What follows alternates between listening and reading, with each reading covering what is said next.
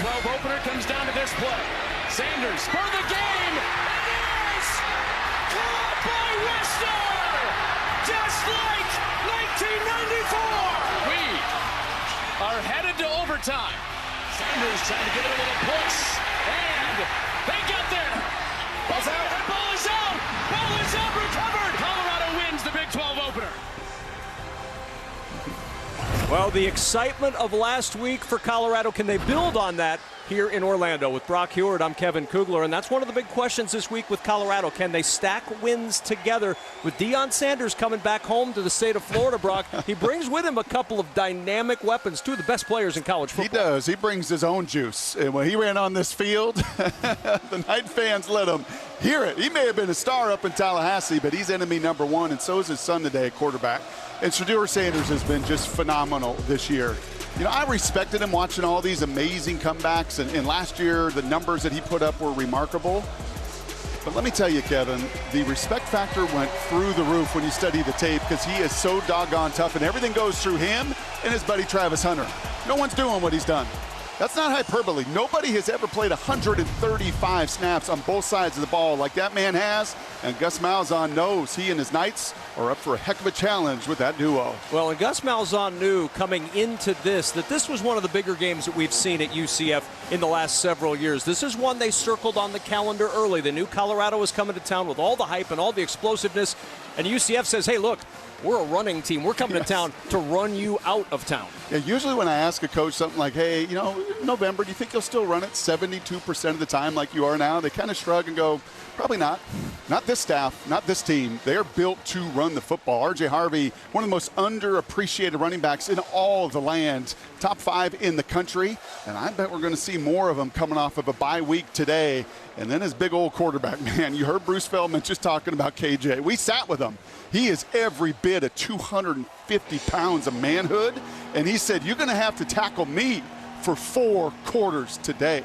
Not an attractive task for any defender. We'll take you to break with our game countdown sponsored by Progressive as the Colorado Buffaloes are set to take on the UCF Knights. Kickoff coming up next.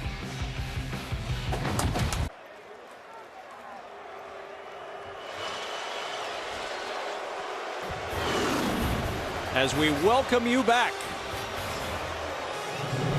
to Orlando, Florida. College football on Fox is sponsored by Geico. Get more with Geico. We check out the weather, 86 degrees, scattered showers. We think the spigot is off on the rain, which is good news as we welcome in the third member of our crew and say hello to Allison Williams on the sideline. Yeah, Kevin, the weather may have delayed things, but it certainly did not dampen the excitement for this game. The buzz has been building for months. We saw the party start early this morning, and it has continued through the rain into the afternoon. They call this place the bounce house because it used to literally shake when the crowd would go wild. They've made some improvements to shore that up, but this place still very much comes alive, and there is absolutely a buzz here. Just look around pregame. So many names you know, from Cam Newton to Brandon Marshall, Terrell Owens, and names you will get to know. UCF maxed out their allotment of recruit passes for this game. Everybody coming out cheering on the Knights, but there's no denying they want to see what the Buffs are all about. One coach told us it's a little bit like the Yankees coming to town. UCF head coach Gus Malzahn not making this game any bigger than any other, but he knows that with the talent on his team and the new playoff format, the time is now for the Knights to launch themselves to that next level on a national scale. He's been telling these guys all year, seize the moment. The moment is now. Well, and any time Colorado comes to town, you feel like it's a moment, especially with Deion Sanders as the head coach. Second straight season starting 3-1. How do they finish? That's going to be the big question. Can they get to that elusive bowl game? Can they push that record into a winning record? This will be a big step towards that goal for Colorado. So you're looking at big picture, and I agree with you. How did they finish against Gus Malzahn today? That's what my eyes are going to be looking at. Yeah, and it is bouncing. Yeah, there is some bouncing happening. I don't know about shoring this place up, Allison. It is bouncing still.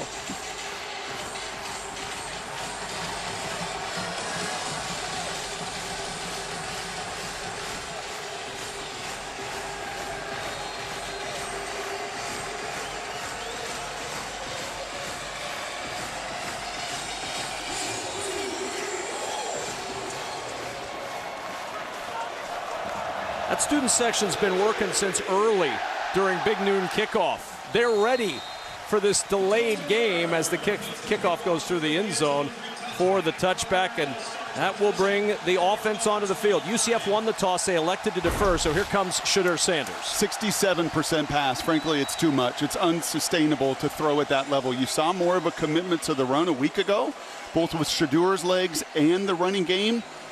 And this afternoon in this place, they're going to have to be more balanced.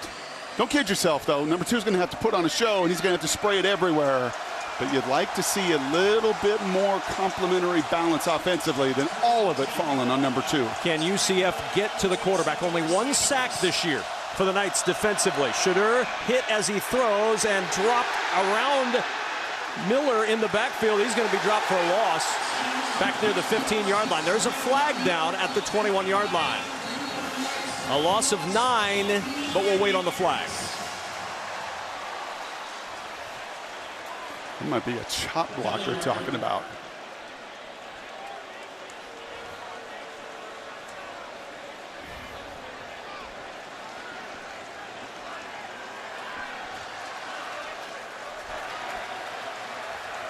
Tripping, number 55, offense.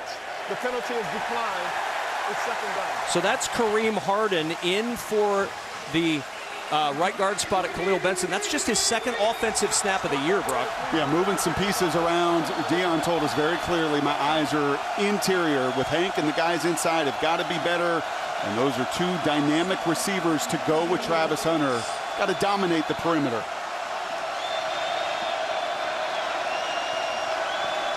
Second and 19. This is Jimmy Horn Jr., and there is nowhere to go. Buried at the 15.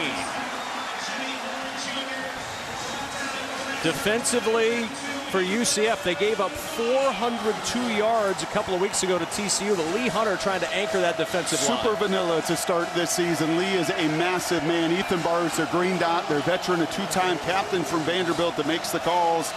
And Adams, that guy does not back down from anybody. A lot of press coverage. He and Mr. Hunter will have a fun afternoon. 3rd and 20. Sanders over the middle, and it's intercepted at the 30-yard line. The diving pick for Deshaun Pace, his 2nd of the year.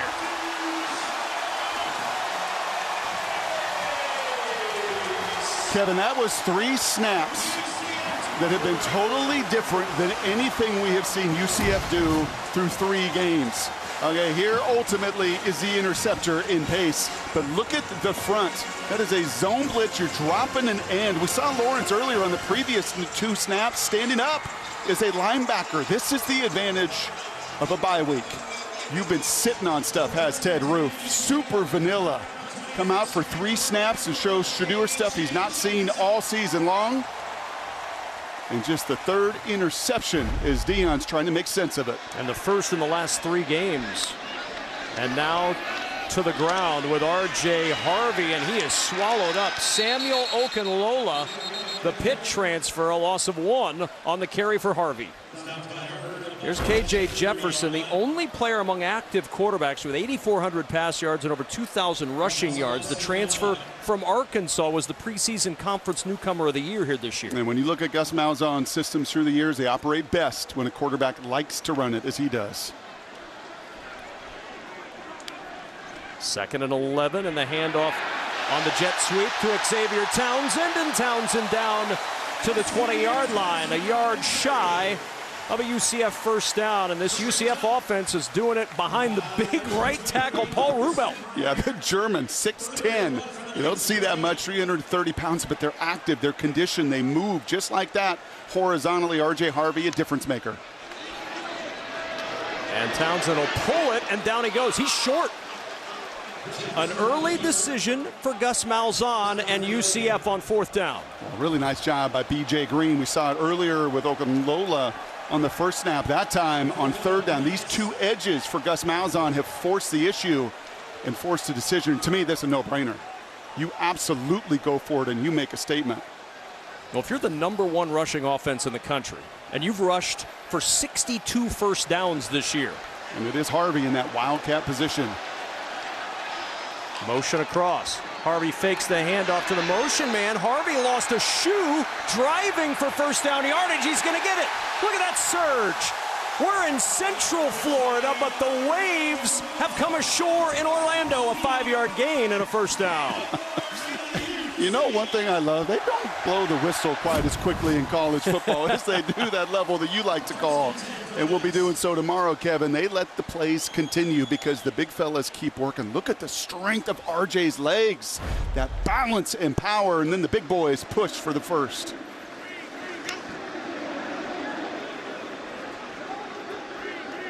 Pittman, the tight end, in motion. The give is to Harvey on the edge. A stiff arm. Harvey inside the 10 and down to the 6.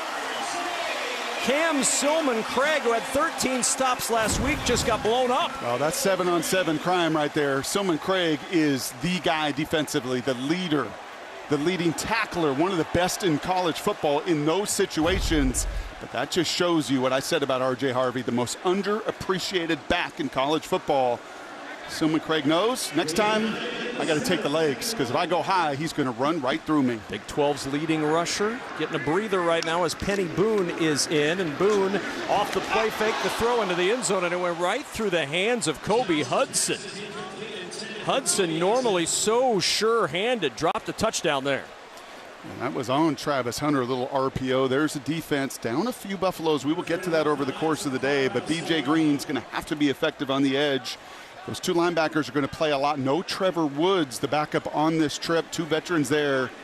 And then obviously Travis Hunter is the guy, though he just got beat inside on that RPO. And Silman-Craig is the straw that stirs the drink. Very thin at linebacker today for the Buffs.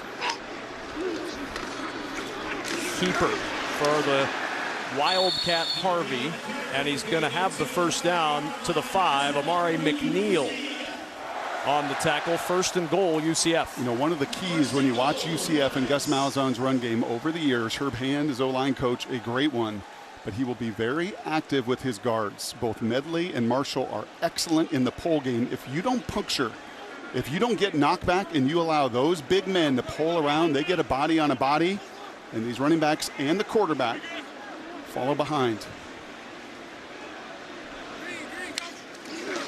Fake the toss. And down goes KJ Jefferson.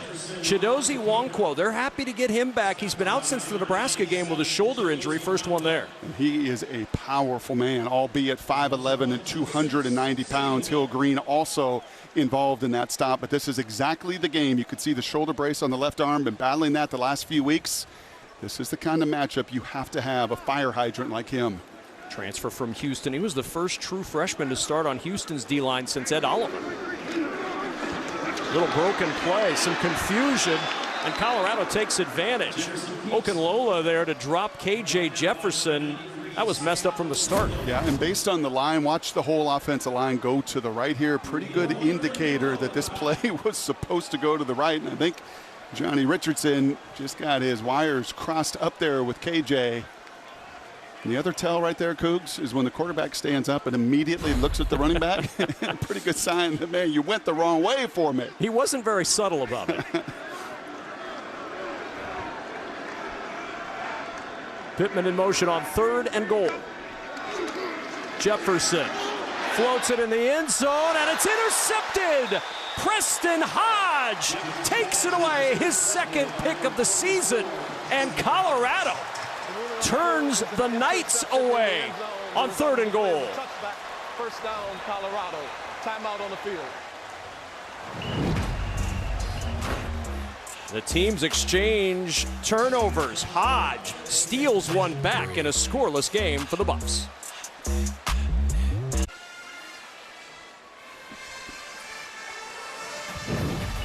Fox College Football is sponsored by Geico. Get more with Geico. An interception apiece for Colorado and UCF. The last one in the end zone. Yeah, this is a really good job by Hodge, because you know this route. This is something he's competed against and practiced against on the other side.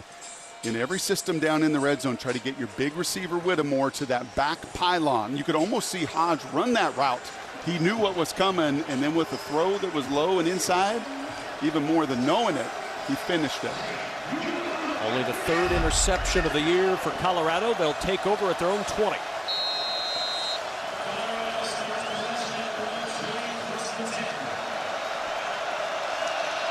And on first down, it's Dallin Hayden. Not much there. Shut down as he gets to the 20 by Lee Hunter. We talked about him at the top of the show. Well, once again, that is a totally different look than what Colorado has prepared for. That was what you call a bare front. And look at 51. There's number 2. He is a big old fella, Mr. Hunter, 330 pounds. But mixing and matching their fronts. Now a 3-down front. All this stuff they have not shown the first month of the season. Sanders finds an opening, and he finds Travis Hunter. First catch of the day, a pickup of 13 and a first down. And you know what he finds? Space. Watch this route. I mean, this is just, he's finding green grass. This is not a spot route. That's not a slant route. It is, I'm going to turn my 1 and my 2 to Shedeur, and he's going to find me because I know how to attack space.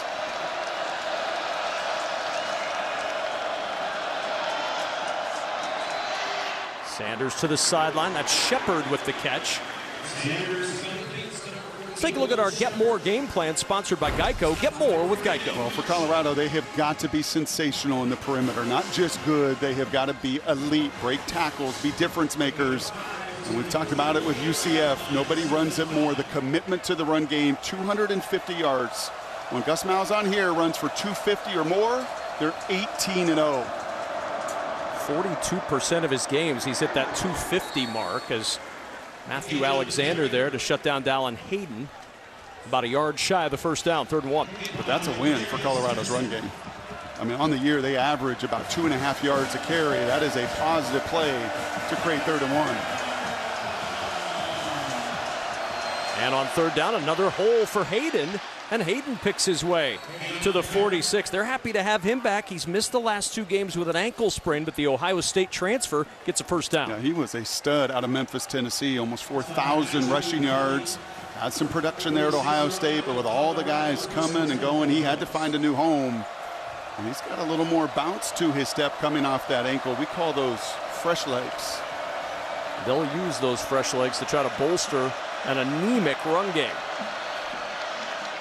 Sanders to midfield, dropped immediately as Terrell Timmons by Ethan Barr, 4-yard pickup. You kind of get the sense on these tackles, don't you, Kevin, that these guys had a bye to get well. Speaking of fresh legs. Yes, and it makes a difference in playing off the crowd at home and just this entire environment. There has been quite a bit of ferocity with a number of these tackles. Little momentum, though, for the Colorado offense. They've gone 30 yards to midfield.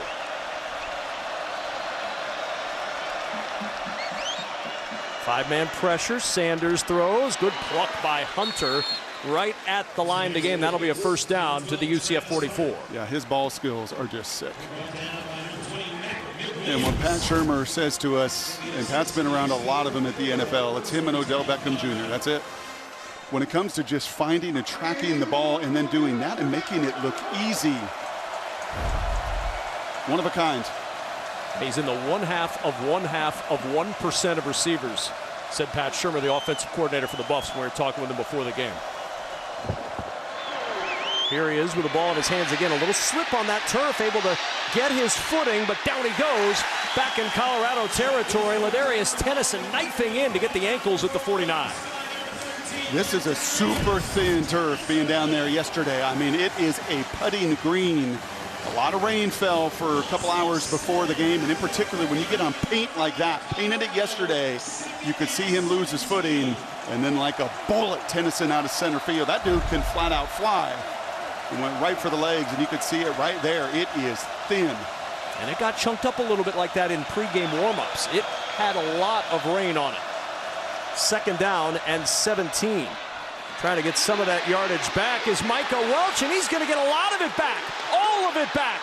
And a yard shy of a Colorado first down. Just a body on a body. Look at the guys here. Is it perfect? No. Is the true freshman Seton fall over a little bit? Yes. But do you get a body? That's all it takes for these running backs. Just create a little movement. Find them a crease. And Welch with the biggest run yet of his young career in Colorado. 3rd down and 1.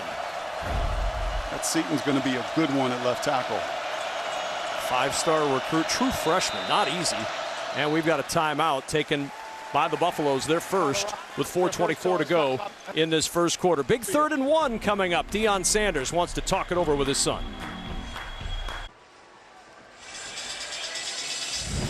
Deion Sanders back in Florida, born in 1967 in Fort Myers, Florida.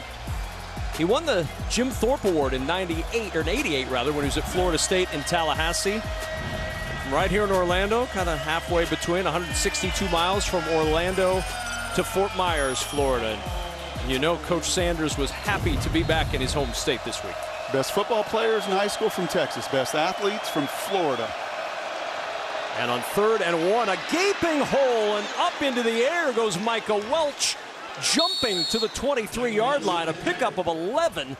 And a team that doesn't run the ball well is running exceptionally right now. Who are these men right here?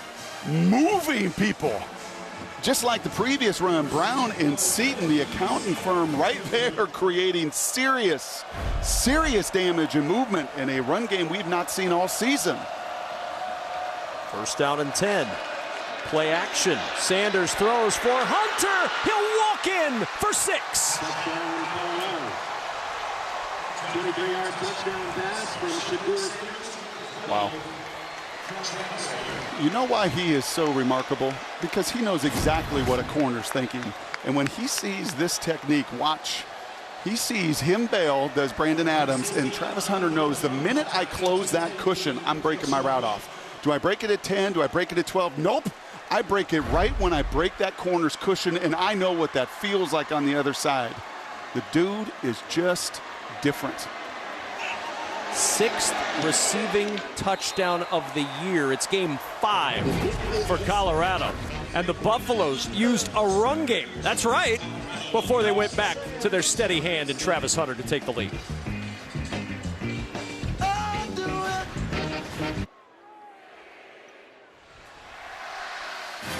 Play today's Fox Super 6 free-to-play game. Download the Fox Sports app right now and enter for free for a chance to win your share of $5,000 in weekly cash prizes. Brock Hewitt and Allison Williams, Kevin Kugler back in Orlando. An 11-play, 80-yard drive. How about Shadur Sanders on that drive? And how about the run game of Colorado on that drive? It's just, if Colorado runs the football, Kevin, just stopping their pass is hard enough, and it's why they're 3-1. But if they can run the football, good luck defending them. So a 7-0 advantage. Colorado took advantage of the turnover and marched the length of the field, finding Travis Hunter, his 6th touchdown catch of the year, and an early Buffs lead. Fox College Football is sponsored by Pacific Life, creating financial security for nearly 160 years.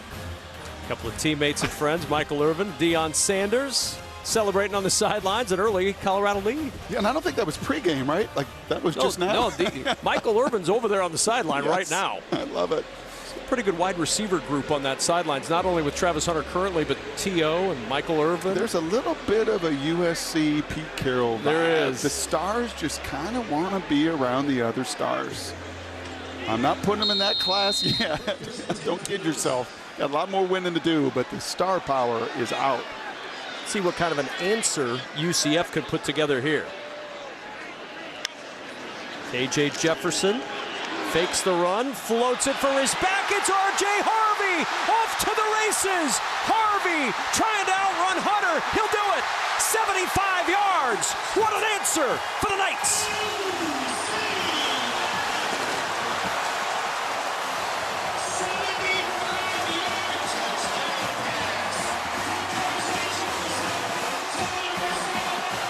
Mentioned it early, Brock. The linebacker core is very thin today for Colorado. And this is a Colorado crew that loves to play man coverage. And it's great with Travis Hunter on a receiver.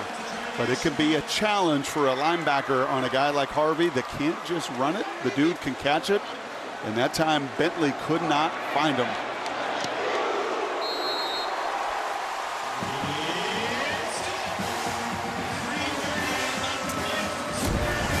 I mean a ton of man-to-man coverage, and that puts Levanta Bentley, who loves to come downhill in the run game, in a bind. And once you go under that mesh, you're dead. I mean, that is that old-fashioned kind of run a bunch of interference. You run people across his face, and instead of going over the top and keeping RJ in front of him, he tried to duck underneath it. And much like when linebackers duck under blocks in the run game, usually spells problems. And oh, by the way, look at Superman trying to chase him down. Almost got there, but just as we talked about at the top of the broadcast, a real contrast in styles. UCF, the throwing team, and Colorado, the rushing team. Don't go back and look at what we said at the top of the broadcast. Kevin, welcome to the Bounce House, and welcome to college football, where on any given weekend, you do not know what's going to happen.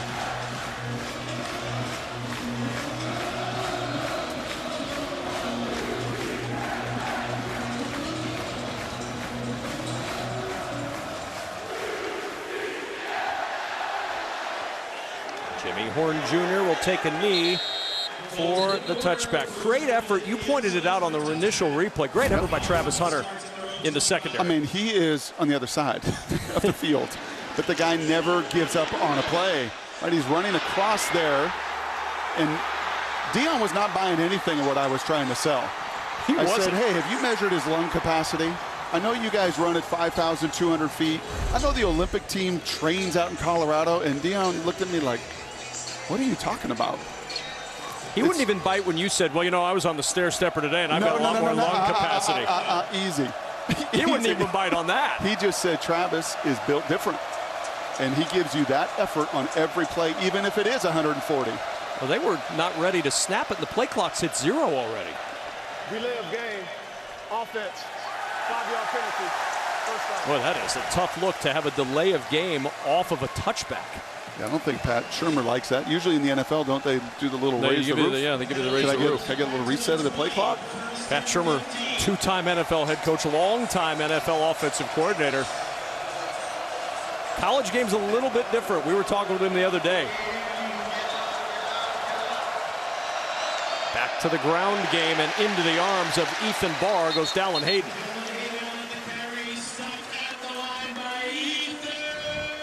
Yeah, he is Ted Roof's communicator, the defensive coordinator. He has eyes on it right here. And unlike a bunch of these other runs where they've gotten a body on a body, that time, too many. Just a numbers count that was not advantageous. And Mr. Barr, the two-time captain of Vandy and the captain here at UCF, doesn't miss many of those. 2nd and 14, a gain of 1. So there's Sanders to the air. There's Shepard with the catch, and Shepard out across the 35 with a Colorado first down. Well, there's another one. I mean, we haven't even talked about Wester or Horn Jr., but this one I said to you earlier, key to the game, is going to be playing out on the perimeter in space. Look at the cushion that Jackson has given him. And Shepard, all he did at Vandy was like be in the top 5 of all their receiving records all time. He, too, can play.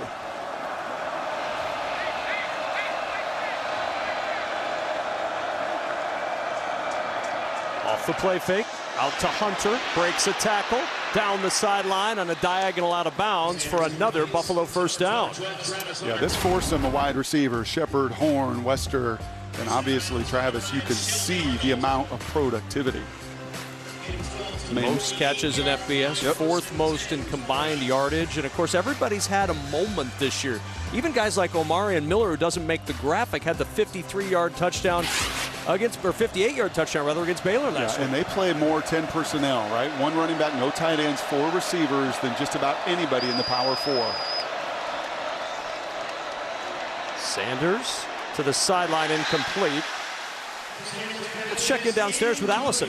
Well, Colorado knows it has to get better play up front, and their offensive line coach, Phil Lobold, has gotten what he's been preaching to his guys early in this one. He's telling them they have to get low and use their leverage, explode through blocks, keep their hands inside and tight, and he felt like last time out they did a much better job of that, more physicality in the run game and getting to that second level square.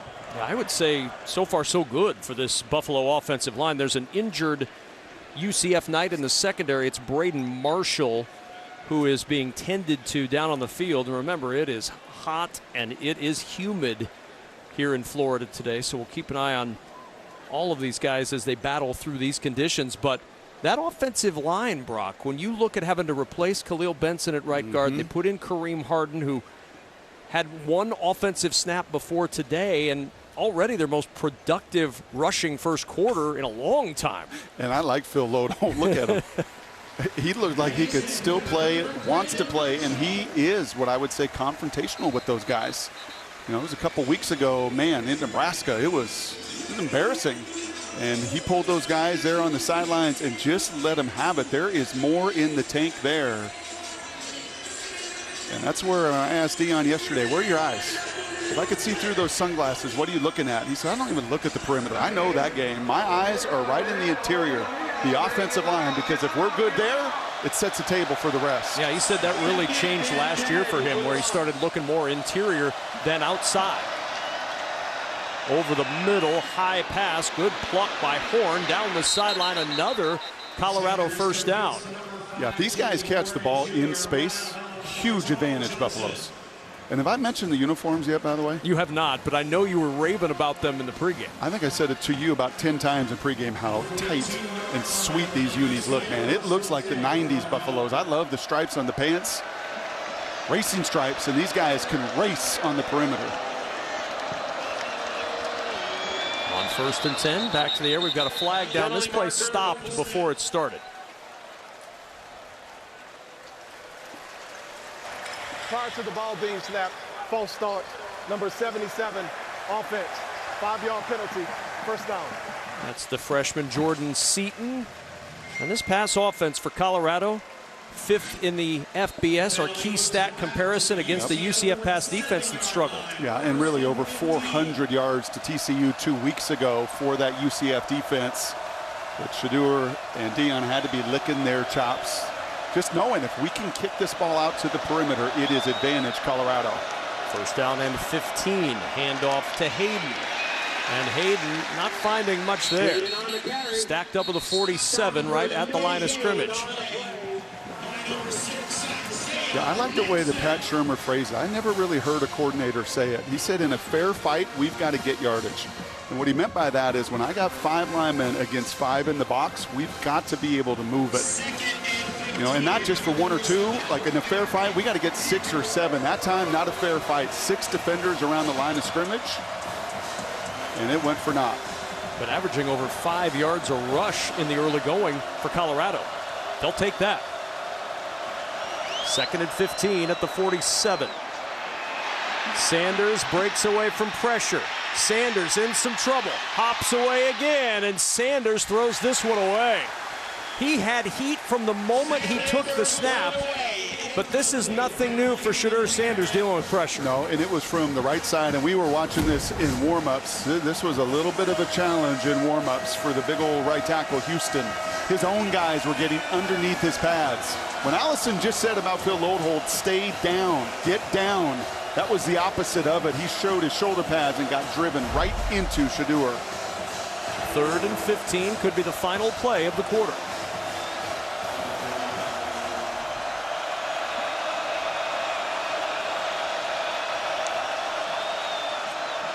Sanders with a clean pocket, looking deep for Shepard, and it is a diving catch. Oh!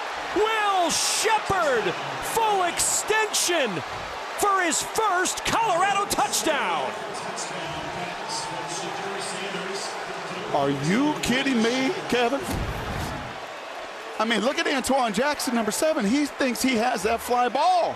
He's a center fielder tracking it, and then all of a sudden that right fielder said, I'm going to cut right off in front of you, does Will Shepard. Now the 22nd touchdown of his career. There is absolute security even when he comes to the ground. The 6'3" transfer, 5th-year transfer from Vandy with the biggest play yet is a Buffalo. Wow. And what a throw by Shedeur Sanders. Give him a clean pocket. He puts it on a dime. You like the throw. I like the catch. Because you usually don't throw when a corner's 3 yards behind tracking the ball. Like, that's usually a decision, Kevin, you don't make unless you trust and really trust your wide receivers. But you're absolutely right. The protection, good. The ability to plant his feet, and then I will agree with you. The air on that ball, when it leaves your television screen, gives your freak show receivers an opportunity to do just that. I mean, Wow. what an outstanding play all the way around. Yeah, Joel Klatt and I were chatting about this receiving core. Ohio State to a man, okay. Yeah, maybe more NFL first rounders, second rounders. But Will Shepard, Jimmy Horn Jr., LeJontay Wester, and old Travis Hunter, that four, you can run out and play with anybody in the country. Well, it's been a big play first quarter, a 23-yard touchdown, a 75-yard touchdown, a 47-yard touchdown. We've got 3 quarters of this to go. I love college football. And a little bit of a crease out to the 25 and down there for Ladarius Tennyson. There are such wild swings in this game. And there's going to be, I mean, this is just the first 15 minutes. It is going to be back and forth because there are absolutely advantages that Will Shepard and crew have. Gus Malzahn knows, and look at him trying to fire his crew up here. He knows there's places that they're going to get to pick on like they did on the previous drive. He's reminding them, look, we were down 28-7 in the third quarter the last time we were out here. This is nothing. 14-7 at the end of 1. I say that assuming this is the last play of the quarter, but I thought that a moment ago. And the handoff for R.J. Harvey. Not much there, maybe 2. And that will take us to the much anticipated end of quarter number 1. We have seen some fireworks early. Lightning before the game and explosions on the offensive side in that first quarter.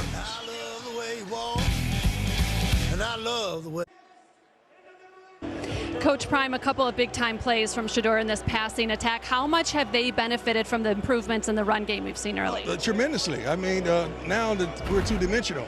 We can run the ball as well as throw the ball, and that's a threat. We can't turn the ball over, and we can't give up explosions. We knew first down, shot down. We said that on the sideline, and they still came up big. What have you seen from your offensive line early? Toughness, physical toughness, aggressiveness. We told them those first 2 series are going to be important. That's the foundation that you lay for the continuation of the game. Thank you, Deion. Thank you, and God bless everybody. He's got it measured. Take a look at our team comparison sponsored by IHG Hotels and Resorts. 19 hotel brands, 6,000 destinations. Yeah, this is, that's pretty good. I mean, when you're on pace for 36 first downs, that's that balance. And Gus Malzahn knows, like, uh-oh, Colorado's found a little more run game than we've seen the entire month of September. Most productive first quarter of the year offensive, at least from a yardage standpoint for the Buffaloes. Design quarterback run, and not much there. And we were talking about this during the break. Chidozie Nwankwo has made a gigantic difference on that defensive line, and he did again on that play. He is all about leverage. Listed at 5'11" and 290, a transfer from Houston. He anchors down, and you can't move him. 3rd and 12. Play action. Looking down the sideline. Jump ball, and Hunter breaks that one up. That's a no-no. Jefferson's pass is incomplete.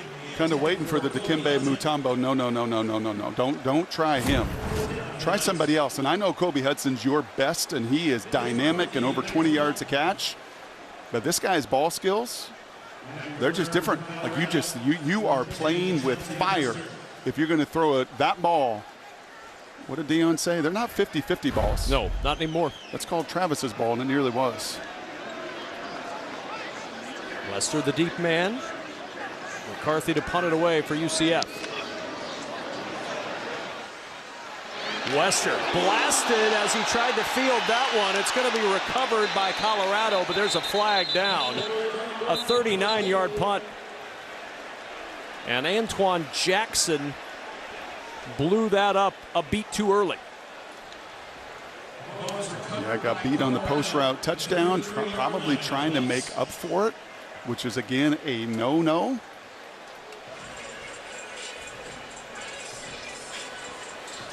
And it's going to set up Colorado with some tremendous field position.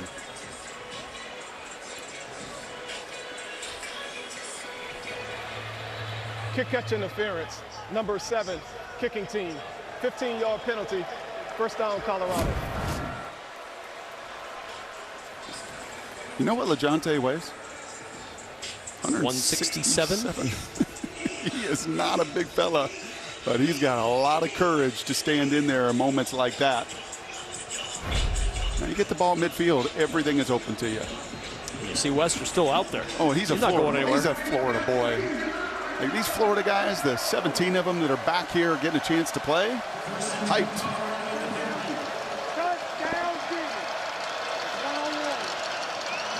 Sanders out of the backfield to Miller. And Miller up the sideline and out of bounds at the UCF 45-yard line. We saw Travis Hunter break up that last play. The two-way superstar entering today. You see he's not targeted very often, just 10% of the time. Yeah, for a reason. I mean, it just... Don't wait on them. And down near a first down, Draylon Miller, Ladarius Tennyson with the tackle again. And I think that does and will move the chains. Another rush first down. You just kind of run out of words. It's a little bit probably like Ohtani.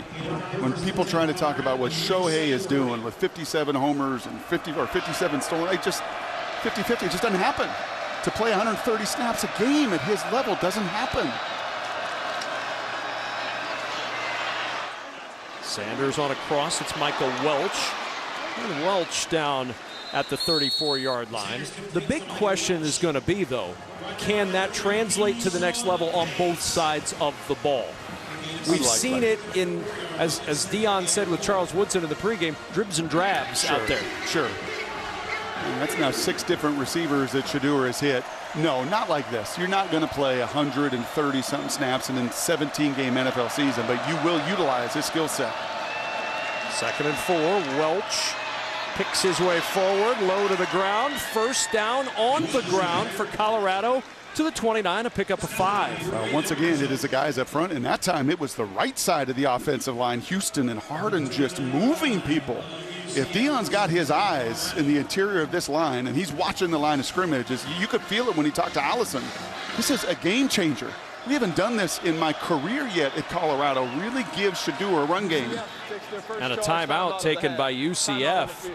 Gus Malzahn wants his defense to get a breather. Colorado with all the momentum. You can see it on the coach's face.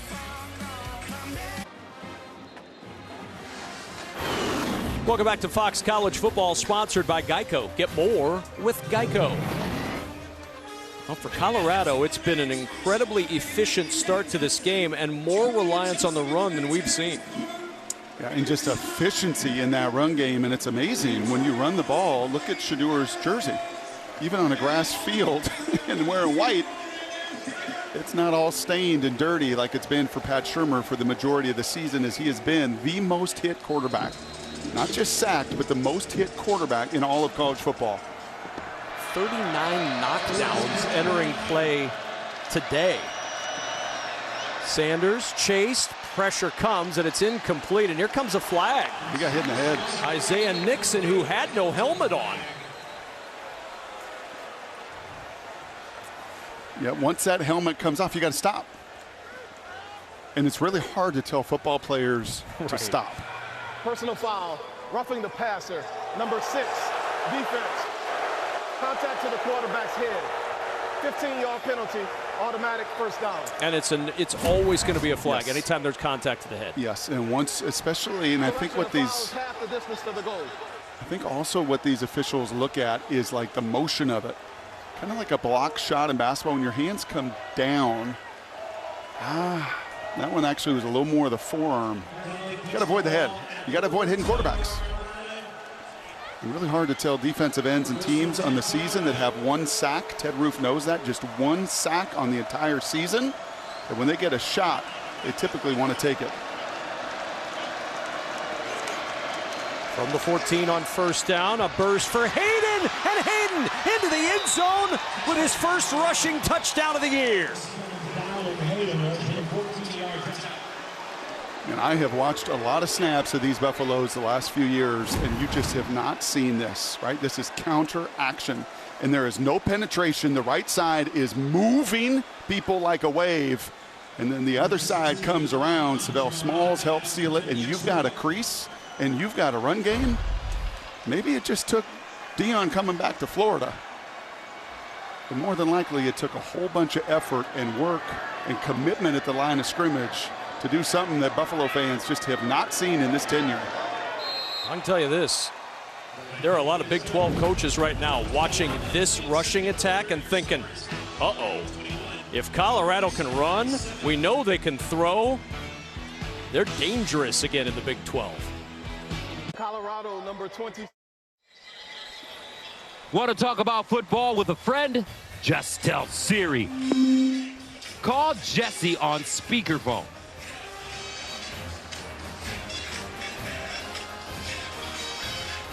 I think Jesse would be very impressed with what Colorado has done on the ground in this game. You know, this is not a rushing team. At least it hasn't been, but it is today.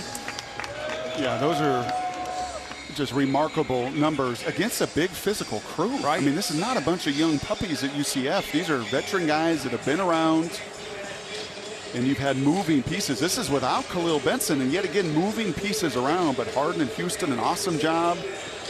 Hank Zelinskas, the local kid from Cherry Creek, has done a very good job as well. Just a super efficient run game. Looking for room on the sideline, and a good return out across the 30-yard line for Xavier Townsend. And now the answer is what from UCF? Down 21-7. They were down 28-7 in the third quarter a week ago. Where does Gus Malzahn look now? Run. How many rushing yards do they have? 22 on 10 carries. And how many they average? They average 55 carries a game and 376 yards per game. Run the ball. Get back to who you are, and you've got to find a way to do what Colorado's run game is doing to you, and that's move people at the point of attack. R.J. Harvey gets the carry. Cuts it upfield. And a good run on first down for Harvey. Out across the 40, picks up 9. Yeah, and probably a good place to start with him as well, the 5th leading rusher in all of college football. Back to Pace for UCF. Back to Harvey. And a first down for the Knights.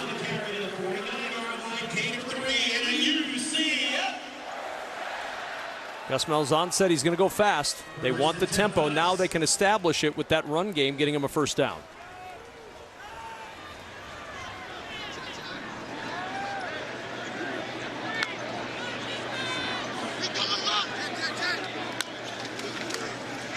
Harvey again. A lot of traffic and not much there, but give him 2. Preston Hodge with the tackle. Yeah, when you watch Colorado, especially in the second half of last season, Kevin, when they were thinner defensively and they lost people, they just got overwhelmed. You could see it on the game tape. You could see it on the TV copy that they just got moved. And UCF right now they're getting some runs, but they are not overwhelming this front. Both fronts, offensive and defense, have been markedly improved today for Colorado. Penny Boone in the backfield. It's a keeper for K.J. Jefferson, but he has nowhere to go. Arden Walker all over that zone read. Nothing doing for Jefferson. Yeah, this is a really nice job. These edges have been very aggressive getting right to that mesh point. When they don't get blocked, look at it. He's not hesitating. You know what else he did? He stayed square. And when you do that, it makes it really difficult, even on a veteran quarterback. Like, once those shoulders turn, then I know I can pull it, I can run. That is teaching tape for staying square right at that mesh. Well, what Dion tell us he was looking for on his defense? His edges and those ends to play better. 3rd and 8 from the 46. Floats it over the middle. Open man is Townsend, and Townsend just enough for a UCF first down. Needed 8, he got 9. Well, once again, this is pretty simple. This is just man coverage. So you've got one guy running off, and you can see the coverage coming behind.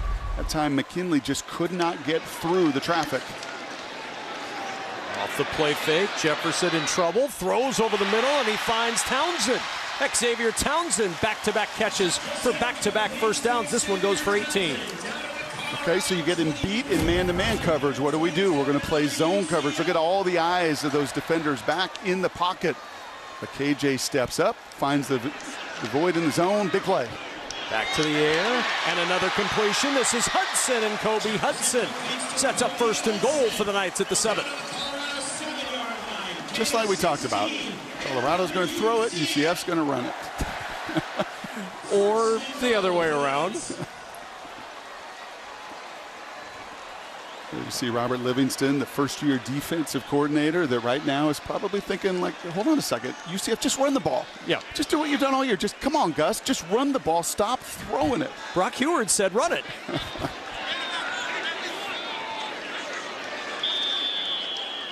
And a timeout taken by the Knights. 8:47 to go in this second quarter. Good response brewing for UCF at home. Coming up on the State Farm halftime, OK State and K-State in a top 25 matchup in Manhattan. Shocking top 10 upset in the SEC today. And Arch Manning with another star for top-ranked Texas. Kevin and Brock, see you at the half, my brothers. We will indeed. Thank you, sir. We are churning towards Mike and the gang in our studios in Los Angeles, but there's a lot of football left to be played in this second quarter. 8:47 to go. Colorado just scored a moment ago, and UCF has marched down the field, setting up a response. Yeah, this has been R.J. Harvey's own 8 rushing touchdowns this year. Jefferson, pump. Jefferson to the goal line, barreling in for the touchdown.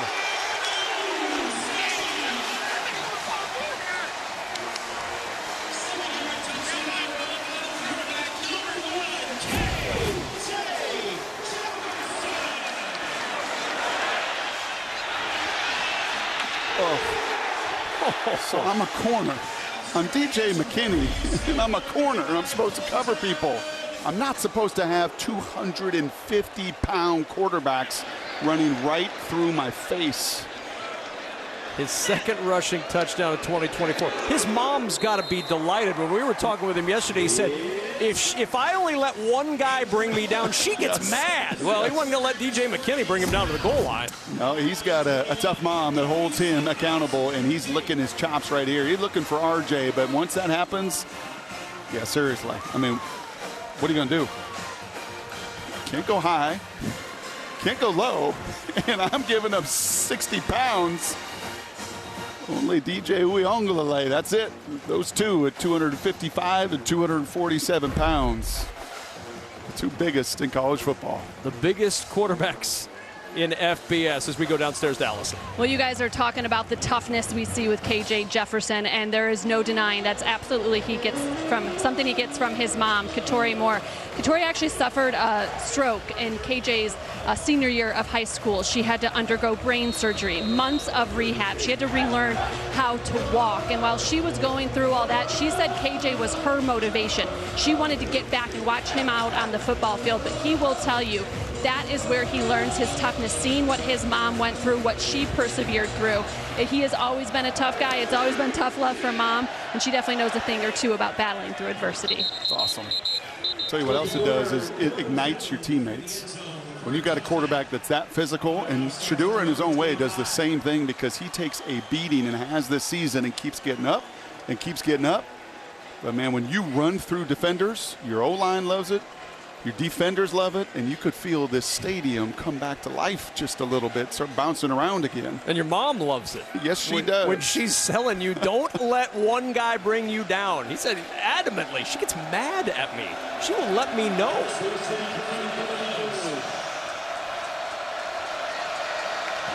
From the 25 on first down, Sanders over the middle finds his tight end. That's Savell Smalls, who gets a first down to the 35. Don't use him a lot, just 3 catches on the season. Former 5-star defensive end out of Washington State. Tried to find a home. DN last year, they flipped him over, and he's getting a little more comfortable game by game at that tight end spot. Kennedy Catholic High School consensus 5-star. Everybody loved him coming out on the defensive side. On first down, it's Dallin Hayden, not much up the middle. Dallin Hayden on the carry.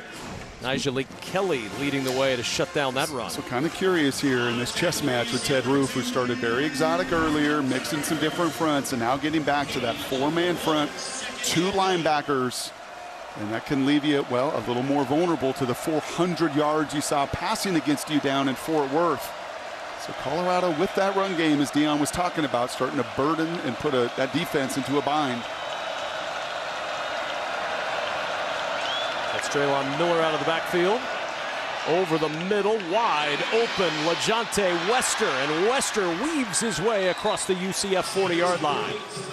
22-yard pickup on the play for Wester. I don't know what this coverage is, but it's the wrong coverage when you leave that whole area wide open. So, I mean, there is nobody, look at that, within 5 or 6 yards of one of the more slippery slot receivers in America. First down from the 40. Sanders steps away from pressure, in trouble from the backside, and down he goes. They finally get to him. It's Nigel Kelly's second sack of the year. They do. I think I'm going to put that one a little more on Shedeur. Right? You get pretty comfortable when you're not getting hit. You're getting the ball out. Yeah, there's a little bit of a rush against Jordan Seaton there, but he could have thrown that to the flat. He could have got rid of it. Trying to extend that play creates a negative play. Well, this has been a common sight since the start of 2023. Colorado, 73 sacks allowed. Only Old Dominion with 75 has allowed more over the last year plus. Sanders, pressure up the middle again. On the roll, gets square, throws it deep, incomplete. Good coverage downfield on LaJohntay Wester from Mac McWilliams. I have a sense at 3rd and 16, this place might get a little bouncy again. The bounce house bounced early, and then Colorado took the bounce out of the bounce house.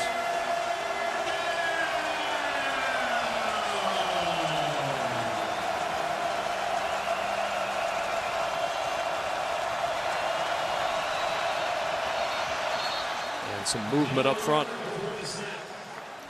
That's going to be on the center, I believe. Hank Zelinskas. Snap infraction, number 58, offense. 5-yard penalty, 3rd down. Yeah, right in the middle, you're going to see just a little flinch right here with the football. Right there. And when you flinch like that, you create movement. It's another self-inflicted negative. Not many of them today have not stared down this down and distance. They're 3 for 4 on 3rd down, but a 3rd and 21 is a different animal. Pressure up the middle. Sanders throws. It is caught, and then a big hit over the middle. Absolute stick leveled by Brian Threats after a pickup of 15. Yeah, that's the one thing about these receivers. They are really dynamic, but they're 167 pounds, and Wester 170 for Jimmy Horn. Mass is on your side if you can level the boom. Takes their second charge. Buffaloes take a timeout. 5:59 remaining in this opening half, and a 4th and 6 decision for Deion Sanders and company. That was a great call, by the way. The first down sack, not a great decision. 3rd and whatever it was, 20, 15, like just get enough back so we can make this decision here. I don't think Mata, you're going to push it. He's got a long of 43 this year, so that is not his game. But you get into a territory, Brock Heward, where you feel like you have a decision to make. 3rd and 21, there wasn't much of a decision to make. And I would say the way they have ran it, the way they have protected it, it gives Pat Shurmur really that full call sheet that he's not had for a majority of the games this season. Already 15 first downs for Colorado in this first half. Offense stays on the field for 4th and 6.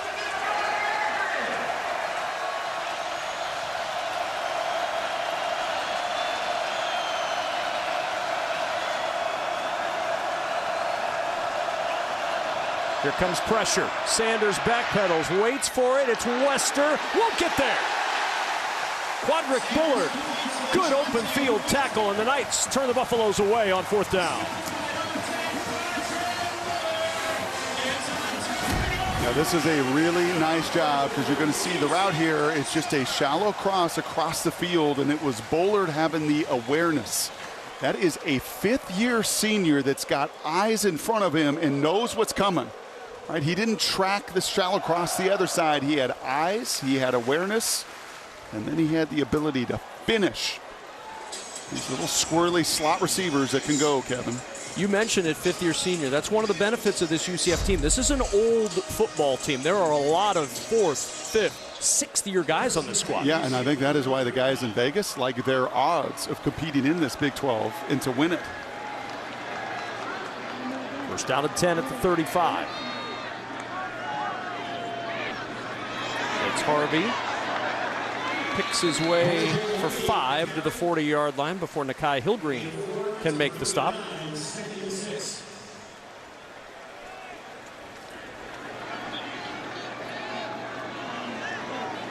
When you see that press coverage, man-to-man. Fake the toss, not much there. That was Arden Walker again. Those ends that we talked about earlier playing well. Their best game by far, and they are without Dayon Hayes. He did not make the trip here, but Green and Walker and Okunlola, all of them have been just strong, which you have to be against Gus Malzahn's scheme. You're going to see counter, you're going to see option, you're going to see jet sweep, and your edges have got to rise and show up, and they have. Third down and 4.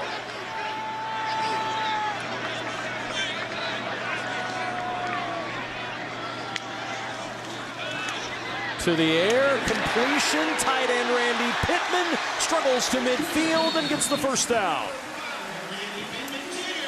Yeah, I like this guy. He was a true freshman a season ago and got thrown right into the fire and started, and he's mostly a blocker because of this run game, but he shows you he's more than capable of moving the chains on third down. Knights on the move at midfield. Jefferson, pressure comes, they set up the screen. Whoa, what a defensive play by Colorado. Arden Walker finished him off, but how about Preston Hodge getting in there to turn him back towards Walker? How about 6 foot 195 versus 6'10", 340? That's right here against the right tackle, Rubelt, who's going to come out on this screen. And if you can beat him to that spot, you get underneath and you avoid him as you see Rubelt tumble to the ground, you can win. So Jefferson over the middle, all kinds of traffic out there. That is an incredibly tight window to fit that into. Nakai Hillgreen and Levanta Bentley, wow, both there.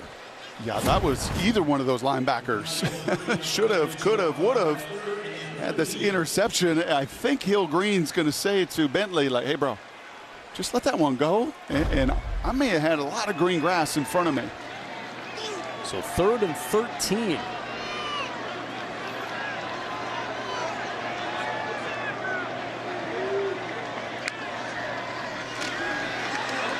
With time, floats it too far for Pittman again.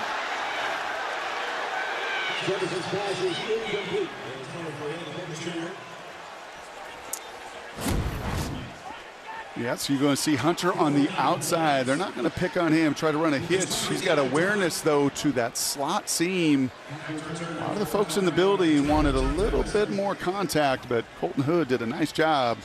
And somehow, some way, Travis Hunter just continues to play snap after snap and even count and make sure we got the right number of defenders on the field.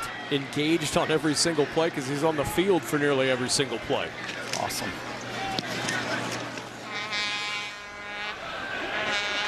Fair catch at the 12. And the Buffaloes back to work at Shedeur Sanders. Good, solid first half. Yeah, I just love this play. They want to try to disguise against Hunter, did not disguise very well. And the minute you get one-on-one coverage with his difference maker, Shedeur is going to find him. And then the trust later in the game to take the shot down the field. This is all, like, honestly, you're looking at this coverage and Antoine Jackson's playing off. You never saw Will Shepard really close the cushion. So as a QB, I'm going to launch that thing 40-some feet in the air. And I'm going to believe that Will Shepard can go make that contested catch. He trusts the people around him. They can feel it, right? They just know, like, hey, man, a lot of receivers will come back and say, give me a shot, give me a shot. Not to Shedeur. He will give them their opportunities to eat. First down and 10. Sanders, nobody open, going to run. And Sanders takes a big stick. Gets the first down, but Braden Marshall made him pay a steep price. What did Deion say when I asked him about Shedeur running? Said he was built for adversity. Yes, but he also said, I like completions. Yeah. More than 3 guys who are ready to tee off and unload on his son. completions, remember? Yes. Completions. He completed that run, but he took a shot afterwards. Sanders deflected away. Nice play by Braden Marshall. The sophomore showing up a little bit for the night. Yeah, he's a very active nickel, and nice to see he went out earlier. It looked like cramps. Again, on a hot, humid day that saw rain and some lightning delay this thing by about an hour. And that's worth keeping an eye on for both sides. UCF is old. They are veteran. They are familiar with this. Colorado's got a lot of players from Florida and Georgia that have come home, but it still is a factor. Second down and 10. Blitz up the middle. Picked up. And a good short gain to Jimmy Horn Jr. Gets 4.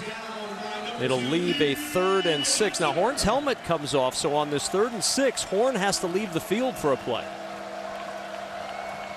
That's a big weapon that's on the bench right now. Savell Smalls, the tight end, checks in for Horn.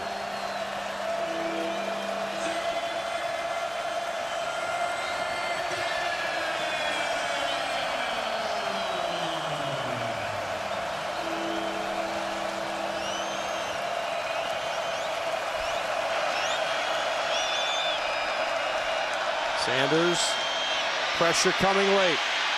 Sanders buying time, looking downfield, floats it out for Hunter. He's got it! Travis Hunter coming back for it, and a flag at the end of the play. Tack on yardage after the B.J. Adams tackle. I don't think I was the only one, and I'm sure some homes and folks in Colorado on a gain of 38 were saying, Shedeur, just run. Just run. It's 3rd and 6, you got green grass in front of you, just run. And he's like, why would I run when I've got number 12 to just throw the ball up to anywhere and everywhere, and he's going to find it? Face mash, number 0, defense, 15-yard penalty, automatic first down. Well, you said it. His dad and his head coach likes completions. Sure, he got one here. Sure.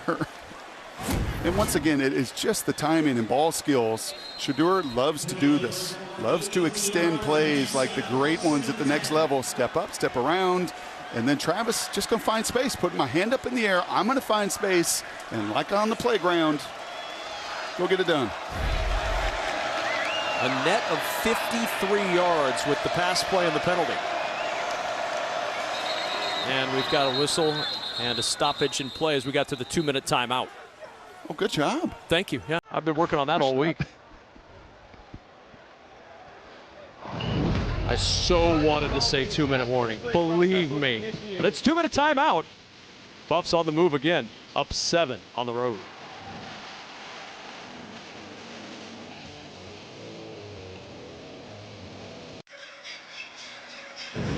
Fox College Football is sponsored by Progressive Insurance. Cars, homes, boats, motorcycles, RVs, and more. While you were away, they reviewed the Travis Hunter catch, and it's ruled he stepped out of bounds earlier in the play. Mike Pereira? Yeah, and we saw that here too. So he steps out of bounds at the 42. The heel hits the line.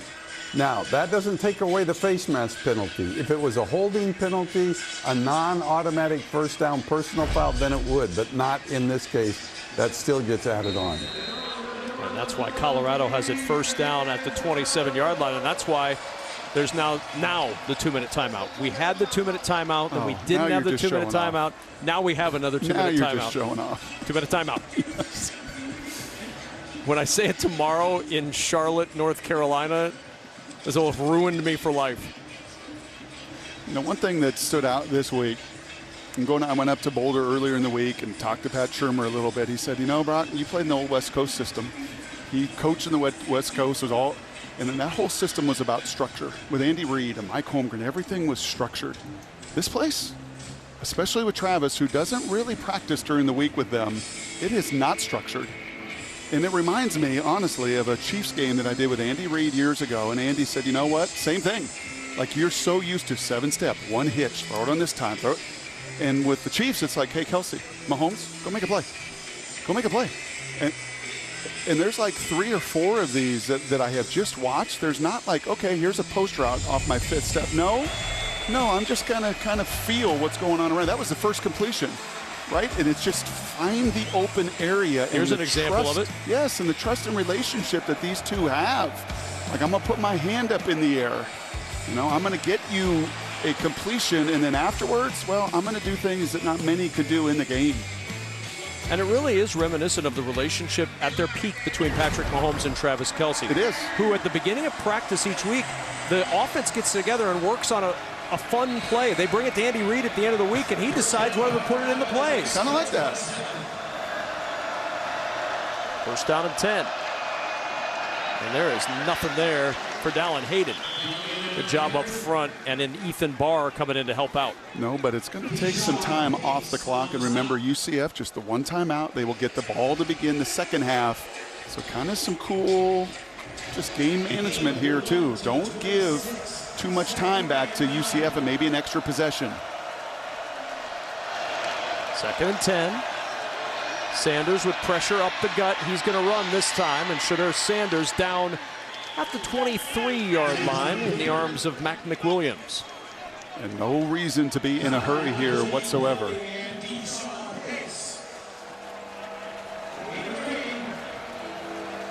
Pat Shermer talking with the helmet communication to Sanders. That cuts off at the 15-second mark on the play clock. And Hunter is going to be to the top of the field. We saw the touchdown earlier. If I'm Ted Roof, I am not leaving number 12 one-on-one.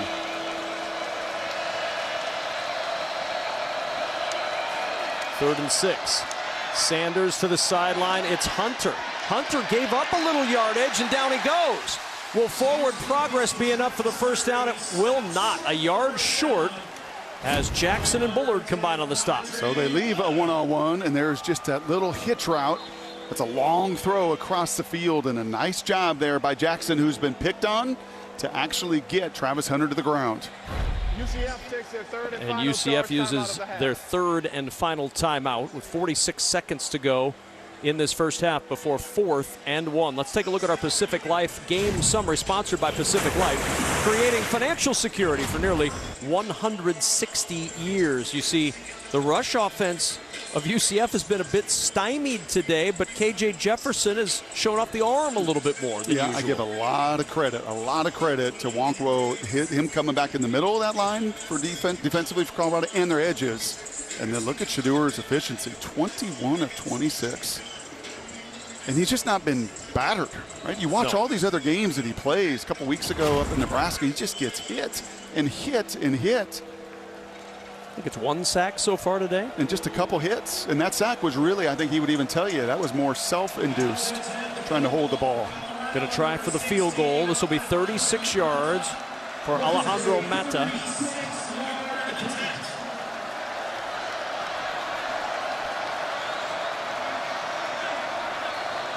Out of Buford, Georgia, originally a soccer player, became a U.S. citizen in May.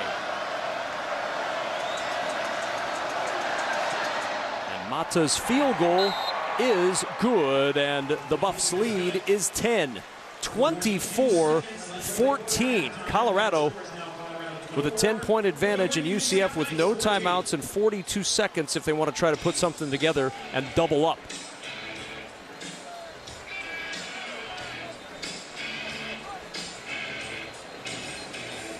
Tomorrow we've got a huge day of NFL football on Fox at 1 Eastern. Jalen Hurts leads the Eagles against Baker Mayfield and the Bucs. Be like Brock and watch Bengals Panthers. Or at 4, the Patriots take on Brock Purdy and the Niners. Brock Hewitt's watching Bengals Panthers. Brock Purdy's playing a game. Check local listings for the game in your area. It all starts tomorrow on Fox and the Fox Sports app.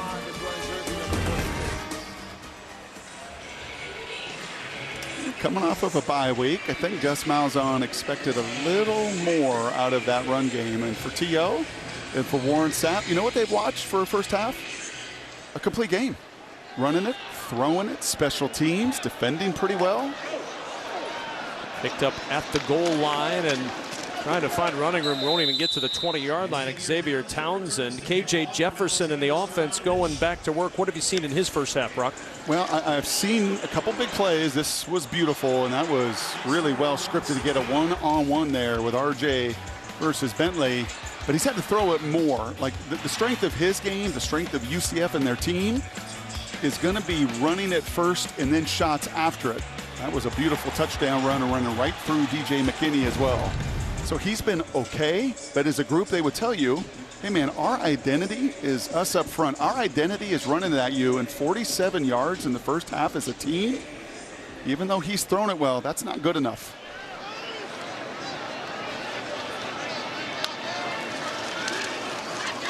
Clean pocket to the sideline, short gain, and out of bounds goes Randy Pittman at the 20-yard line. 33 seconds left until the half is over. If KJ Jefferson throws it 35 times today, advantage Colorado. No doubt. If RJ Harvey runs it 30 times, advantage UCF. And right now, it is clearly, for Gus Malzahn, not the style of game that he wants to play for 4 quarters. 17 runs, 12 passes. Out of kilter right now. And another pass dropped. RJ Harvey tried to turn upfield before he tucked that one away, and it's 3rd down and 6. You better be careful here now. Colorado has 1 timeout left. They sure do.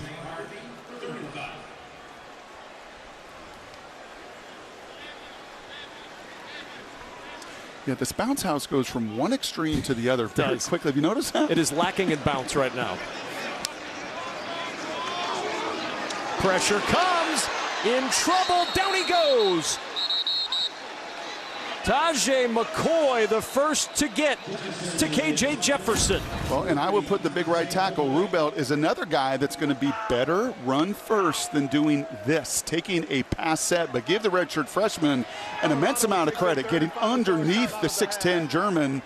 And for McCoy, celebrate that, man. Your first, the redshirt freshman, your first sack of your career. And Deion Sanders told us he was expecting a little more from the defensive ends. He's got to be delighted. Arden Walker, Samuel Okunlola, Tajay McCoy. We've called all their names today, making big plays in this first half. Yeah, they have just been like disciplined. And let's give Robert Livingston some credit, the first-year D coordinator, because this was at times a sieve last year. Right, that first half in Nebraska, in fact, was pretty frightening if you're a Colorado fan. But it kind of turned then, Kevin. That second half, that defense showed up. They kind of buckled down. They buckled their chin strap, and they played a whole lot better. And from that moment on, with again of less than 350 yards a game the last 3 weeks for Deion Sanders, this is the kind of team ball that he's been waiting to see. Well, remember, they held Baylor to 7 points in the final 34 minutes. I know it was a high-scoring game, but a little misleading. From the 38. Horn reversing his field. Look out. Jimmy Horn Jr. sets up Colorado for an opportunity to put points on the board before halftime. I think he was moving so fast that ball almost couldn't keep up. And there it is, once again, that explosiveness, that play in the perimeter out in space as he tries to switch hands right there.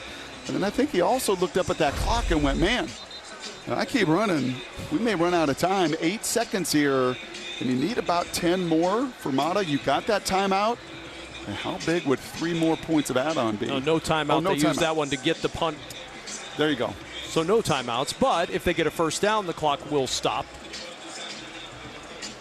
Gonna have to do it quickly, though, if you want to have a chance to spike the football. Very fast. Where's 12? 12 is going to be at the top of your screen.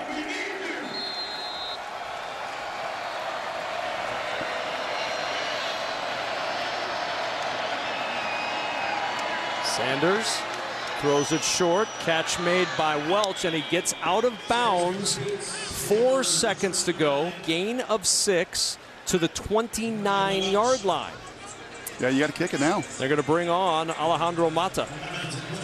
He hit from 47 last year. That was his long a year ago. This will be 46.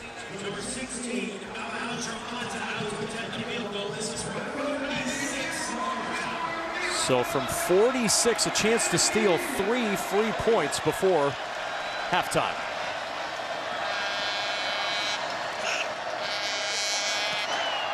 Mata's kick, low line drive, and good.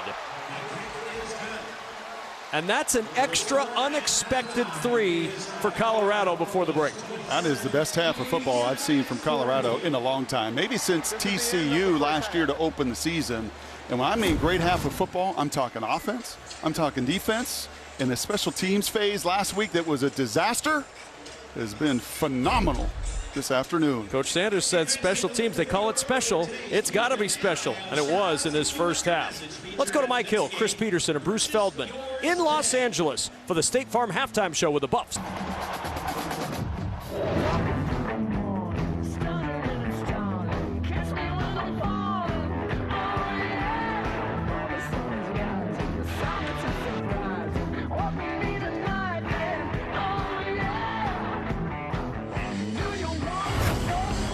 Time now for our first half check-in, sponsored by Allstate. You're in good hands with Allstate. A little bit out of kilter on that check-in if you're a UCF fan. More rushing yards for Colorado than UCF. The passing yards won't surprise you, but it has been an impressive first half indeed for the Colorado Buffaloes. We welcome you back into the booth. That's Brock Hewitt. I'm Kevin Kugler. And really for this Colorado team, boy, if you're a Buffalo fan, you're thrilled with what you've seen from this squad, hitting in all 3 phases right now. Yeah, you know, Charles Woodson this morning, great interview with Dion and Travis Hunter, and he said, man, I'm just searching. I know we can play a complete game. I know we can play in all 3 phases. You can talk about it, but they were walking about it in that first half. The explosive play to Travis Hunter in the red zone, that's not a surprise. This, the run game, 4.7 yards a carry and effective runs there. The touchdown, the takeaway. This was a big play after the early interception by Shadur to come back with Hodge with the interception there in the red zone and a couple field goals. I mean, special teams last week, a 100-yard kickoff return, a 70-yard punt return against the phase that was just a killer for Dion and crew. Clean that up as well. It was a crazy week for these guys. They left a day early.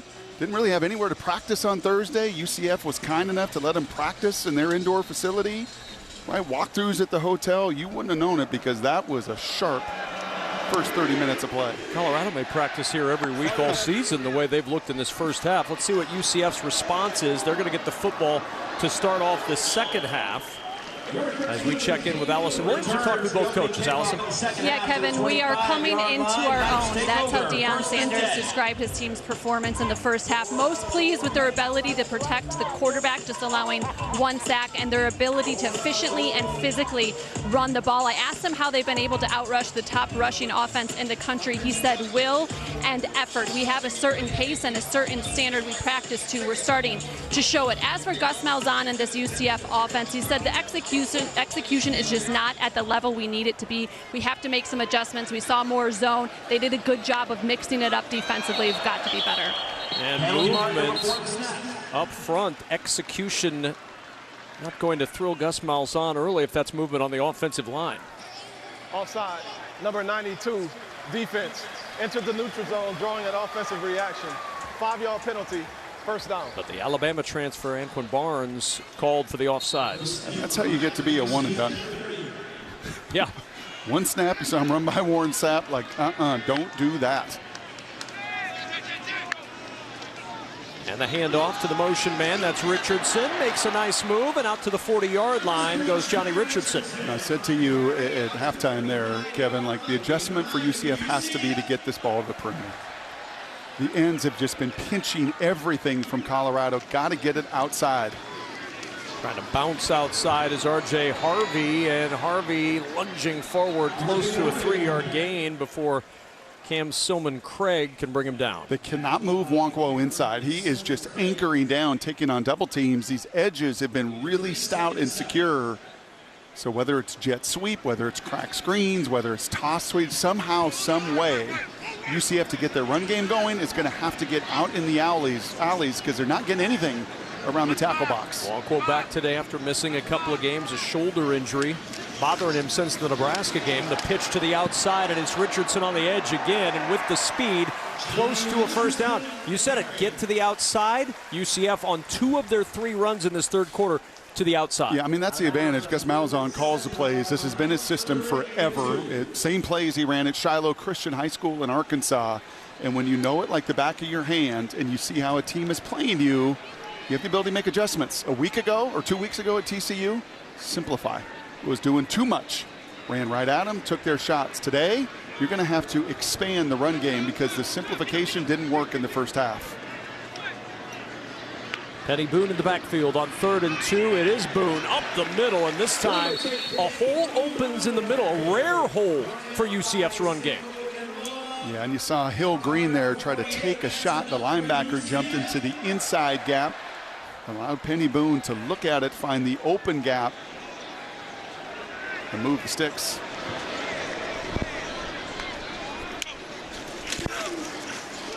Boone again.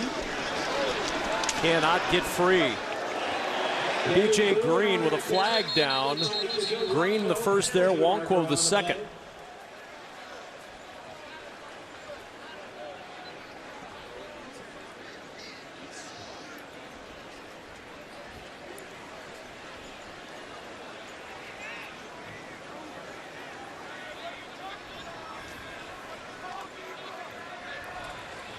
Holding, number 78, offense.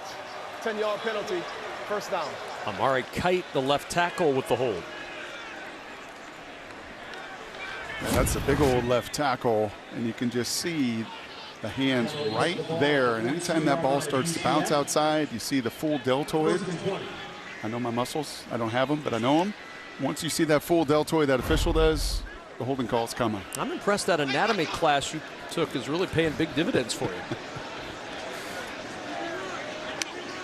First down and 20 now, and the keeper for KJ Jefferson. Jefferson gets it all back on one play.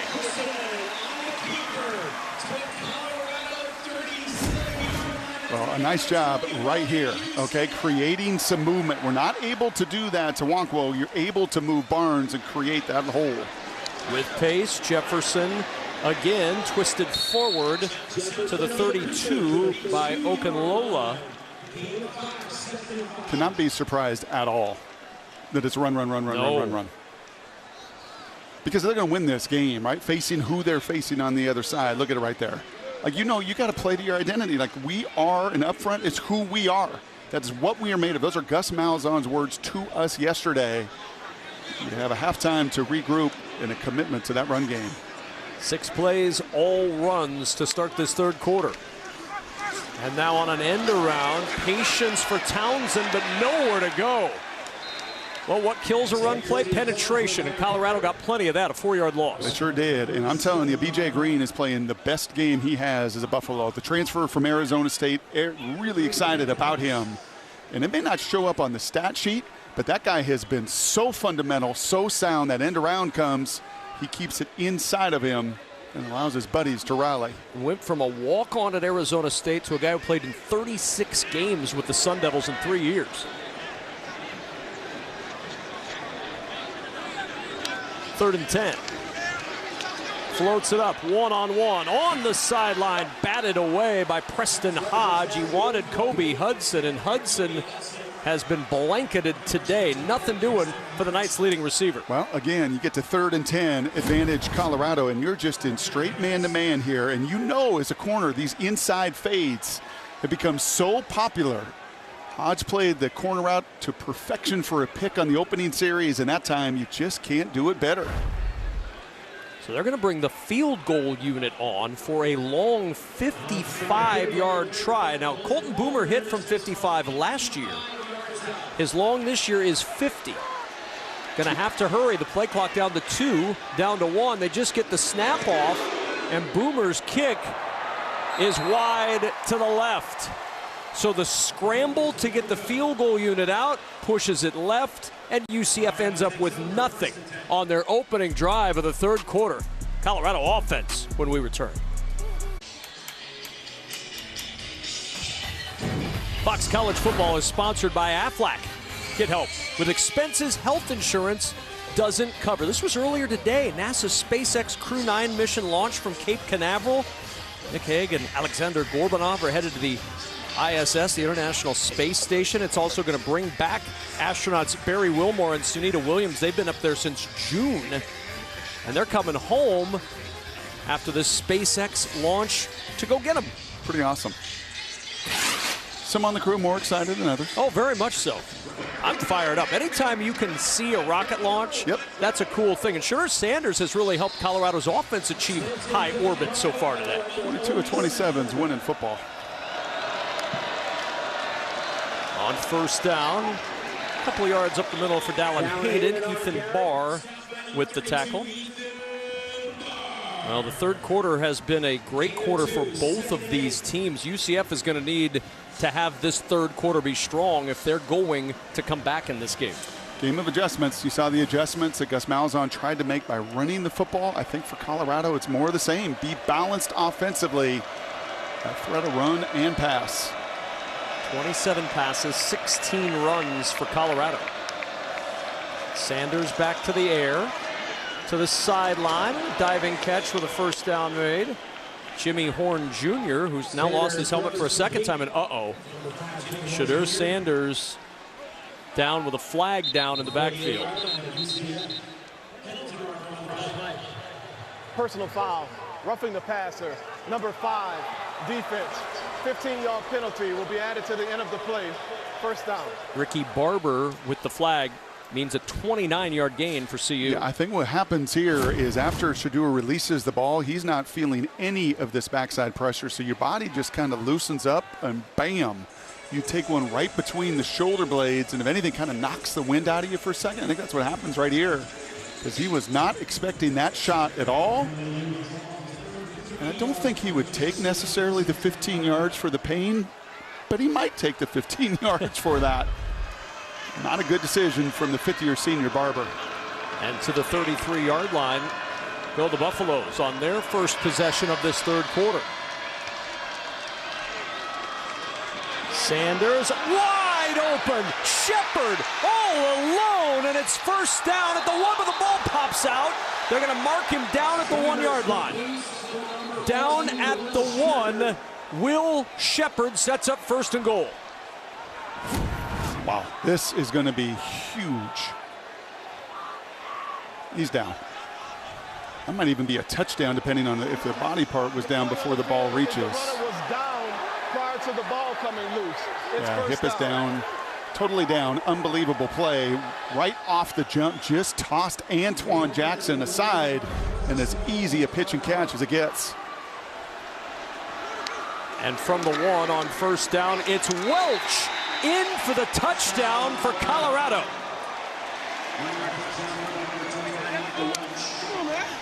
Okay, so let me get this straight.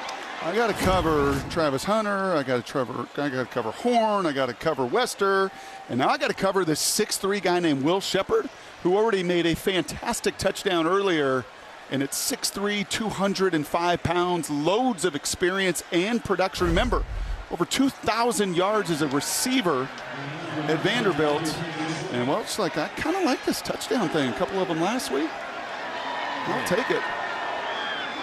Mandeville High School product, Will Shepard. And then Micah Welch into the end zone out of Baldwin High School in Georgia. Who are these Buffaloes? They are a different team today. Will Shepard playing a huge role. But as big a role for Colorado, the suddenly resurgent rushing attack. Eat your heart out, Rashaan Salam. Oh. How many play? Fox College Football is sponsored by Jeep. There's only one. The late, great Rashaan Salam. One of the best individual seasons in college football history. 2,055 yards. Unanimous All-American, won the 1994 Heisman Trophy. To be brutally honest, one of my favorite running backs to watch in the old Big Eight days. They were running downhill. Oh. He is certainly missed, but a fantastic rusher that has clearly inspired a little bit of what we've seen from Colorado on the ground today. And the fair catch called for, and UCF back to work. But Travis Hunter inspires this Buffalo team every game this season. Yeah, he's just everywhere. And is he a corner? Is he a receiver? What is he going to be at the next level? I don't really care about any of that. Can we just enjoy this guy for what he is? For the 84 plays he's played today, and honestly, that's Kelsey and Mahomes stuff. That's what they do. We just go out and we create. And then don't do that. Like, whatever you do, don't throw a contested 50-50 ball his way because it ain't going to work. I think that's what Dion was just saying right there. I believe so. Mm-hmm. From the 25-yard line, that's R.J. Harvey, steps through one tackle, and Harvey to the 28. And for more on Travis, we check in with Allison. All right, when you're on the field as much as Travis Hunter is, there's not a lot of time to come to the sideline, sit down, catch your breath. Not that he ever really looks out of breath. So I put a stopwatch on him when he is able to sit. The only time is after they score on touchdown during the kickoff. It's about 2 minutes and 50 seconds of time that he has to actually sit down in between offense and defense. It's a remarkable thing that he's doing. Yep. Every single week. Good run after catch for Javarius Johnson. Gets the first down. And he doesn't take plays off. Like, he's mad right there that he didn't make that tackle, but he plays every play. They were saying during training camp there were times he was up over 12,000 yards on his catapult system. That's almost 7 miles. And that's sprinting. Right? I mean, that is back and forth between a receiver and DB. Superhuman efforts. On first down, Jefferson gets away from one, and superhuman pick from Travis Hunter. Put the cape on him already. First down, Colorado. Ooh, and he just popped a little hot, man. Did he just do that? I believe he did. Did he just Desmond Howard that? Look at the eyes and the awareness. And don't you test him deep, and then the short area quickness. Watch this burst, Kugler, when he puts his foot in the ground and how quickly he covers and finishes. And is this foreshadowing? Oh, my. Maybe it was that conversation yesterday with Charles Woodson. Maybe it was all this conversation, like, well, is he? I mean, are the stats there? What is he? The odds right now are astronomical against him winning, which is ridiculous.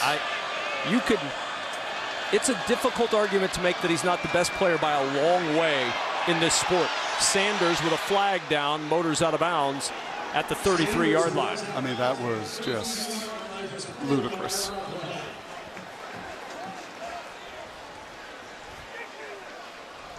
You know what I get? I get sometimes, Kevin. You come into a broadcast, oh, you're just going to talk about Shedeur, and you're going to talk about Travis, and everybody's just going to talk about him, even if he's not making.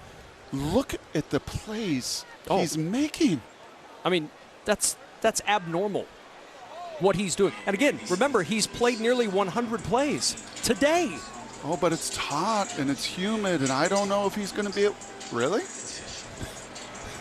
I mean, he's from Georgia. He's played in the heat and humidity. I think he loves this stage. Offense. There were more than 4 lined up in the backfield. 5-yard penalty. Down. And you know what I think LC likes? I think he likes being doubted. I think so, too. What was the podcast this week? That he was bland? Richard Sherman and Amon-Ra St. Brown discussing his style. He came out with a T-shirt on today that said bland, because that was what they said his style was, bland, his receiving style. Oof. Come on, Sherm.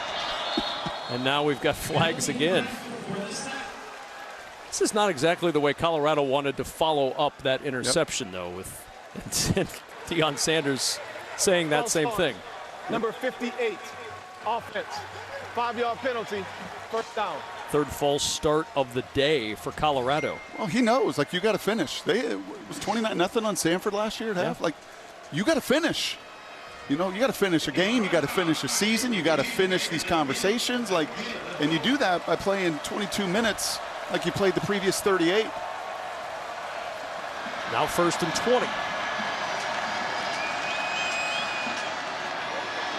Welch, nowhere to go. Ushered out of bounds at the 45. And after the interception, all Colorado's done is go in reverse. Yeah, and I think he is hamstringing. When you see a guy and a player pull up a little bit like that, you hope that that is a cramp and nothing more. But yeah, avoiding the negative plays was such a part of that first half and that opening drive and staying ahead of schedule. But kind of like they did on that last 2nd and 20, 3rd and 20. Go get half of it back. You don't need all of it right now. Just go get chunks. 2nd and 27.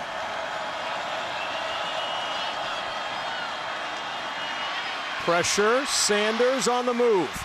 Buying time. Finding an open man, it's Hunter, and a good tackle. That was well played all the way around. Those corners had to cover for a long time there, and then a good tackle by Mac McWilliams. Yeah, it's one thing to try to keep Shedeur in the pocket, and then it's another to try to cover where is this guy going? What space is he going to find? And then ultimately when he does catch it, well, this is one of the rare times that could actually get him right to the ground. Loss of 2 makes it 3rd and 29 now. They'll bring pressure. Sanders will roll, throws it short and out of bounds at the 47. Hunter with the grab there, but far from a Colorado first down, and the punt unit will come on with Mark Fassett. And what did Allison say? He gets his 2 minutes and 30 seconds, and let's see if he tries to count and make sure they got the right. That was my thing of all the images today. And when Deion Sanders says, like, this guy's just different. When he was out there on safe punt, counting and making sure they had the right numbers out there, it's the epitome of a football player.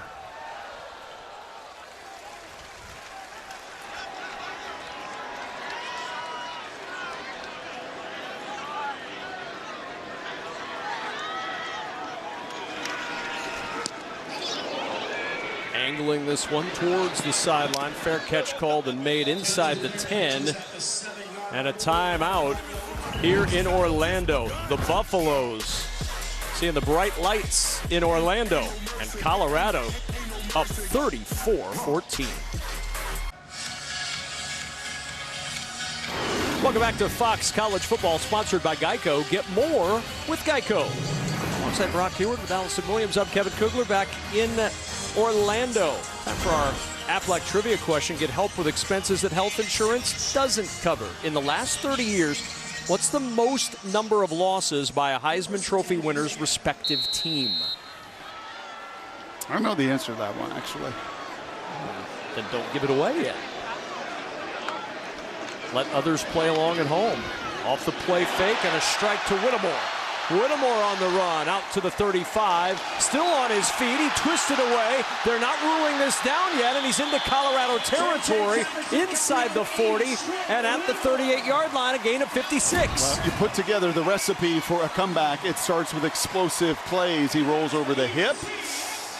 I don't see anything down. That hand and wrist is okay as long as the forearm stays up. It does. That is tremendous body control from the 6'4", 210-pound receiver. And what a giant play for UCF. Play action again over the middle, finds Kobe Hudson. Hudson breaks free and an ankle tackle at the 15. Cam Silman-Craig may have saved the touchdown with that shoestring grab. I mean, look at this. This is 30 seconds, 2 plays, cover the length of the field. Ooh, there's a nice little move on Travis Hunter as well. You don't see him buckle like that very often. Great quickness from Hudson.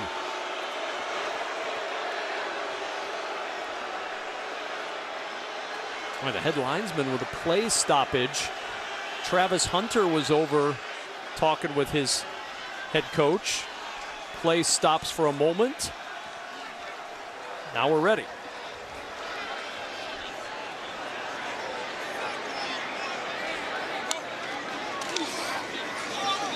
And the play fake into the end zone for a Townsend touchdown. What an answer. The quick strike offense for Central Florida, and UCF's on the board. Yeah, that was 92 yards in a minute, and just a little slant route here, and you're going to see the safety there. Stoppmeyer just does not take the angle, right? Just tries to undercut that angle. Colorado is a man team. They don't play a lot of zone. And I think that play showed why. Much better in man coverage, but you play man, you can get exposed to the explosive play. And I think you also see why Deion was so ticked off about that last offensive possession. Kick good. And UCF back in this ballgame in fast fashion. 3 plays, downfield, touchdown, and the Knights have stormed back.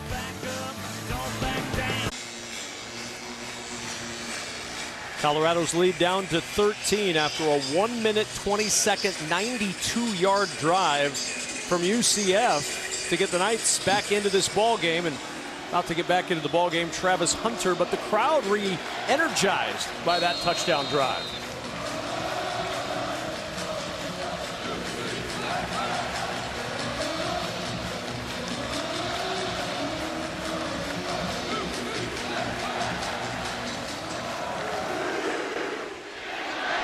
Oh, and an unforced error, kickoff out of bounds.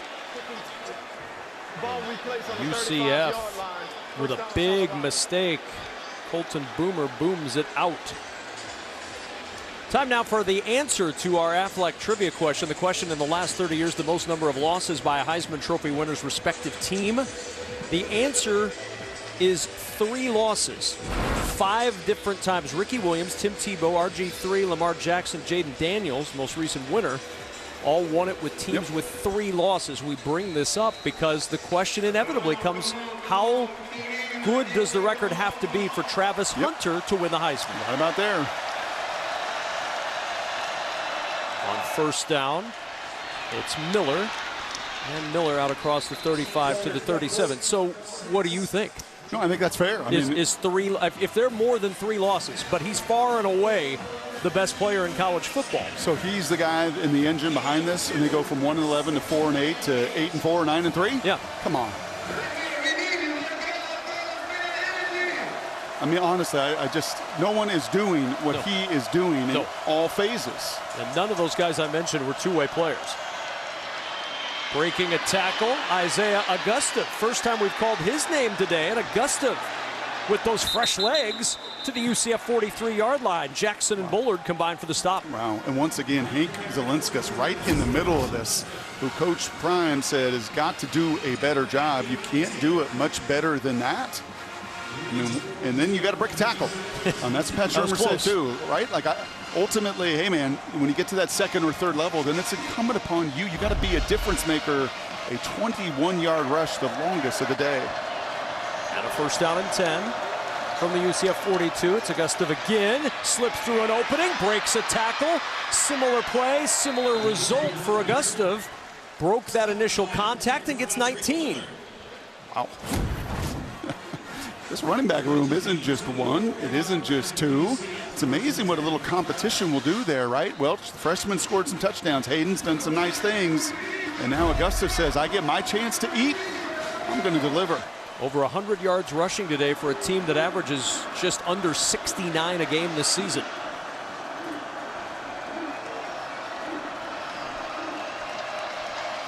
On first down, play action. Sanders looking wide of Jimmy Horn Jr. Sanders passes incomplete. I like that call. A couple runs, you get one-on-one. A little different not to have Hunter out there, and that's nothing against the 5'10", 170-pound Horn. He is a dynamic playmaker as well. But that shows you a little bit of difference. If that's Travis Hunter, I don't think that ball hits the ground. Hunter's at the top of the screen right now. Play action. Sanders dancing, breaks free. Shadur Sanders on the ground at the 10-yard line and down. It'll be first and goal, Colorado. Once again, a pretty good job. Watch the right tackle way up here. He is just going to toss somebody to the ground, and that's somebody's 320-pound Lee Hunter, so Shadur could do the rest. Sanders, a little flip forward. Wester with his speed to the goal line, and a touchdown. Wow. 10-yard touchdown run by... What a response. Just when maybe a little doubt was creeping in, like, a little bit of undiscipline on that previous drive. A little, Colorado doesn't blink, and they come right back. And look at Dion go right to Augustov because he knows that sets the table for everything else. All the flash, all the great passing plays, that's wonderful. They know they can do that. But just the guts and the guile to run it right down UCF's throat. 41-21. Colorado with his biggest offensive outburst of the season already, and we're still in the third quarter. You were talking a little Big A football earlier. This is kind of like now, Jamal Holloway and those guys used to pitch it behind him, but look at the little pitch forward here from Shedeur. Like, yeah, let me just give you a little toss right out there, and guess who set it all up? Travis. He was out there blocking. He was there. Yeah, the play was, that little forward pass was behind the line of scrimmage. So Travis could just go do his thing and go take that safety out. I mean, once again, is it like an unbelievable block? No. But does it absolutely make your buddies around you better? Yes, which is another reason. The guy's a Heisman frontrunner for me. All those guys with 3 losses, you read them all. What did they all do? They made everybody around them better. So does Travis, and in that case, it was LaJonte coming back to Florida for a tug. Could have seen Darian Hagan make that play. There you go. One Even number better. off of Shedeur. He was, I think, number 3. And a fair catch made at the 5. Coming up next on Fox, it's baseball night in America. Francisco Lindor and the Mets look to move one step closer to a wild card spot as they take on the Brewers, or Carlos Correa and the Twins battle the Orioles. It all begins next on Fox. Check local listings for the game in your area. Think there's any nervous Mets fans out there? Oh, Mets fans are completely nervous. Look at these standings. You've got 2 spots. You've got 3 teams vying for it. San Diego's already in. Atlanta, the Mets, and the Diamondbacks. And there could be a Monday doubleheader between the Braves and Mets after the hurricane impact. On the keep, it's K.J. Jefferson. And Jefferson blasted at the 48-yard line by McKinney, but a keeper for 23 for K.J. Jefferson. And once again, the one thing if you're Colorado you cannot give up are these explosive plays. And if you're UCF, this is how you can keep this game within reach. Jefferson pulls it. The swing to the edge, and well defended by guess who? Travis Hunter. Sheesh. He just sees everything. And Richard Sherman could call him a bland receiver, but Richard Sherman played corner this same way. He loved to hit. He loved to finish. He loved forcing that fumble last week to win the game. He does not shy away from contact. Hunter would have fit with the Legion of Boom. Yes. 2nd down and 7.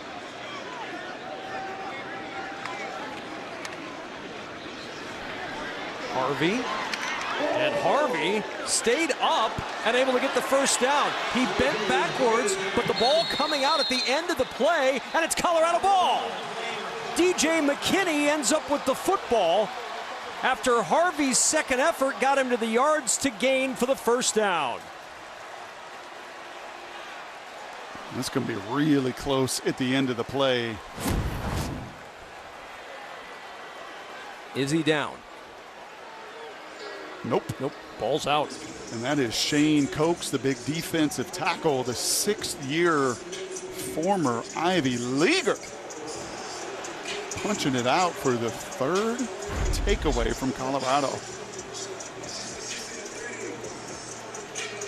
And UCF, which had gained a little bit of momentum back, moving the ball on the ground. This whole Big 12, a little different if Colorado can play complementary football. Enter into a little conversation, not just about being maybe a bowl team, if they can just continue to finish.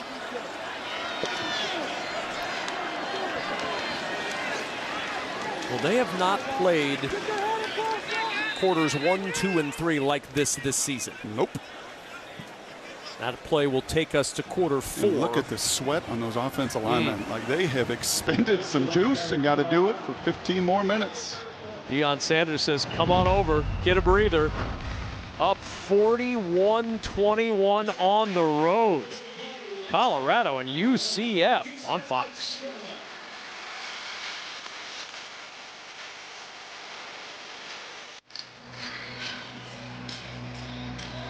Welcome back to Fox College Football, sponsored by Geico. Get more with Geico. score by quarter, and you see what Colorado has done. A lot of big plays in those 41 points for the Buffaloes, who have over 400 total yards, and Brock 120 rushing yards through 3 quarters today. Not been sacked 8 times. A week ago, just the 1 sack in that first half. Shadeur's been largely clean, manipulating the pocket. He's having a blast. 15 minutes to go in this one, and Colorado making a statement on the road through 3 quarters. Can UCF rally? They rally to the football with Josiah Pierre leading the charge to bring down Isaiah Augusta for a 2-yard loss. Well, 2 weeks ago, they didn't blink and they didn't flinch, and they were down 21 as they came all the way back on the road. But you've got to get off the field. When you do all this work to get to 3rd and 11 right here, you've got to keep Shedeur in the pocket. As he's extended plays, it's been a problem for the Knights. 3rd down and 11.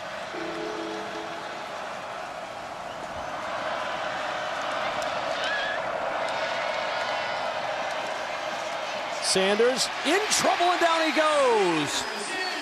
Malachi Lawrence closing the door on the Buffs, and a 3 and out.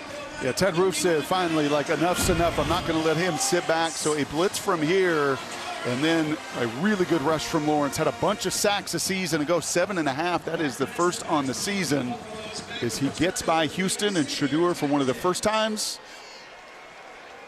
faces pressure he's faced for most of this season. And the UCF defense, to their credit, 2 of the last 3 drives, 3 and out pitched. They're going to need more of that, and then they're going to need their offense to put points on the board. Down 41-21 early here in the 4th. Xavier Townsend from the 30. Nice move. Townsend trying to bounce it to the edge, and he's run out of bounds just shy of the 45 with a flag down back near the line of scrimmage.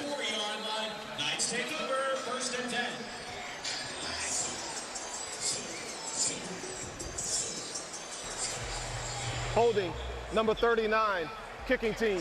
The 10-yard penalty will be enforced from the end of the return. It's 1st down, UCF. Let's go back to that game you mentioned, Brock. The UCF comeback against TCU, down 28-7 in the 3rd. Outscored the Horned Frogs 28-6 to get the 35-34 win 2 weeks ago. We heard to a man yesterday in the building that nobody blinked. And this is a player-led team. Gus Malzahn's really turned this locker room over to KJ Jefferson and the 5th and 6th year players that really inhabitate that locker room. And Gus said, hey, man, like, they believe.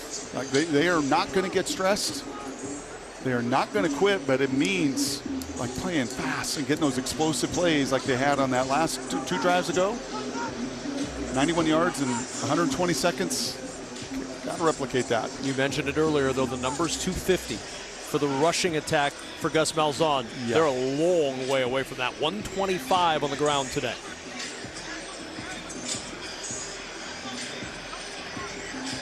Now the officials over talking with Gus Malzahn. Travis still talking. He's got the energy to talk, too. It's amazing.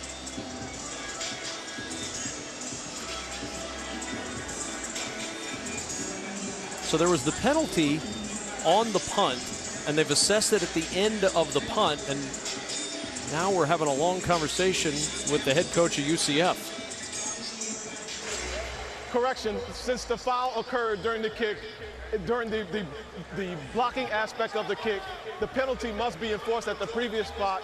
UCF has elected to decline the penalty. It's 1st down Colorado at the end of the return. 1st down UCF at the end of the return. All right, let's go. Come on. I think they're going to have to adjust this spot back towards the 44-yard line of UCF. Is enforced correctly. The penalty is enforced 10 yards from the end of the return. 1st down UCF. Okay. Never mind, they're not moving the spot. I don't know why you thought they were going to move the spot.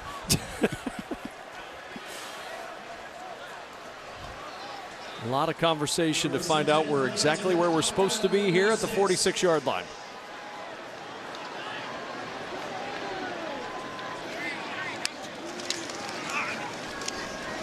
R.J. Harvey wrapped up near the 40-yard line. Jalen Wester with the tackle.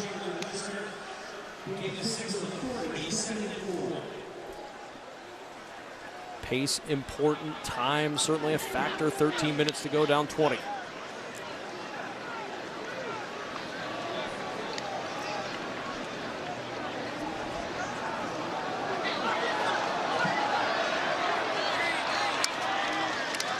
Second and 4, backside pressure. Jefferson's in trouble, and down he goes. Samuel Okunlola with the sack. Wow, and that, again, these edges, Kevin, we've talked about it today right here. These are two giant tackles for UCF, 6'10", 6'7", but both better in the run game, two upright, and there's the burst and the speed and then the power to finish. I mean, it's like tackling Ben Roethlisberger back in the day. That is not an easy guy to corral and get to the ground. Boy, UCF is fortunate Jefferson was able to somehow secure that football. Okunlola nearly the strip sack and the takeaway. Jefferson again steps away from pressure, throws over the middle, and that's incomplete. Wanted Kobe Hudson, couldn't connect. Yep. Fourth down. And that's just a miss. And that's some of the hits that he's taken. That's a little bit of a cumulative effect. But also at his best for Gus Malzahn when they are a run-first team. And the fact that Colorado has put them in this mode really over the course of the last 3 quarters is advantage Buffalo. The offense stays out on the field. 4th and 10. 4-man rush. Jefferson in trouble again, able to break free. Direct in traffic. Jefferson has the first down. That's outstanding work by the veteran 5th-year quarterback. Wow.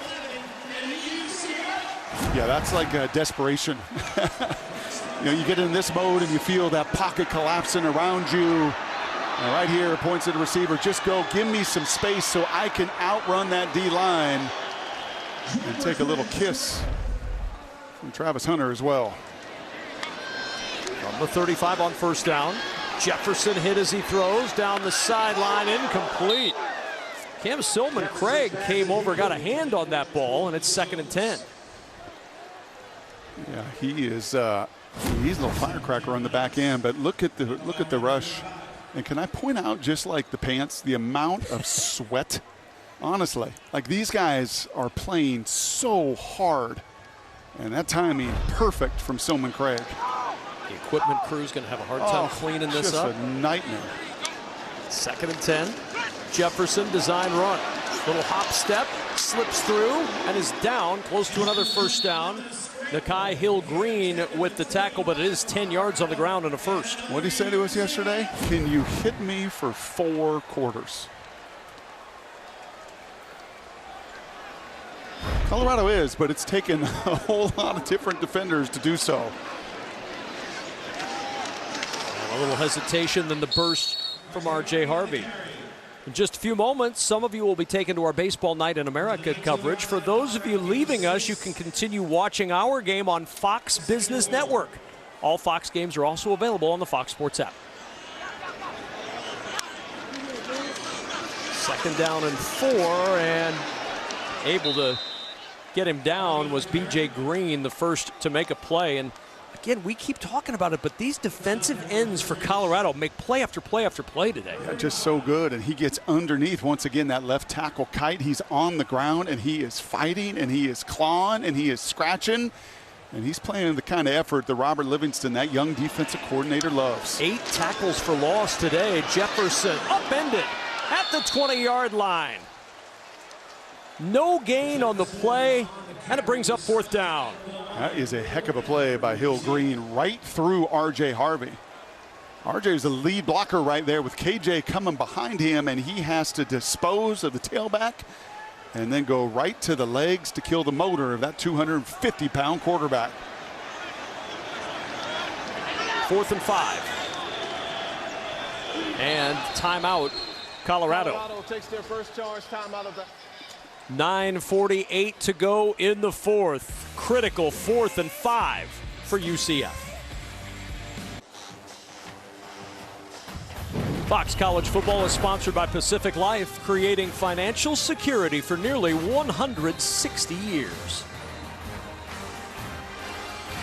Winning is an attitude in the halls of UCF, and they're going to need a little attitude here. This is a critical 4th and 5. Well, I think Deion felt that as well and called that timeout to make that point to these guys, to let them catch their breath, because you get this stop right here with 9 minutes to go.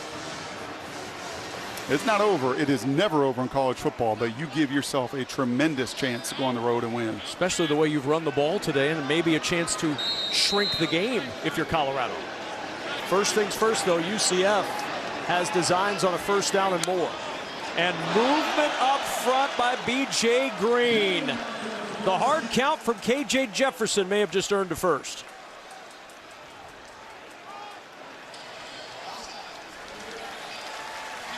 Into the neutral zone, drawing an offensive reaction. The 5-yard penalty results in a 1st down.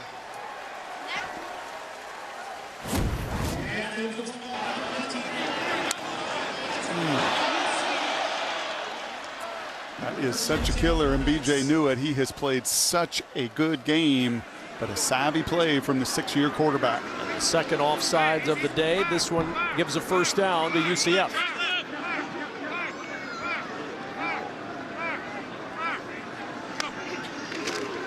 And on 1st down, it's Harvey.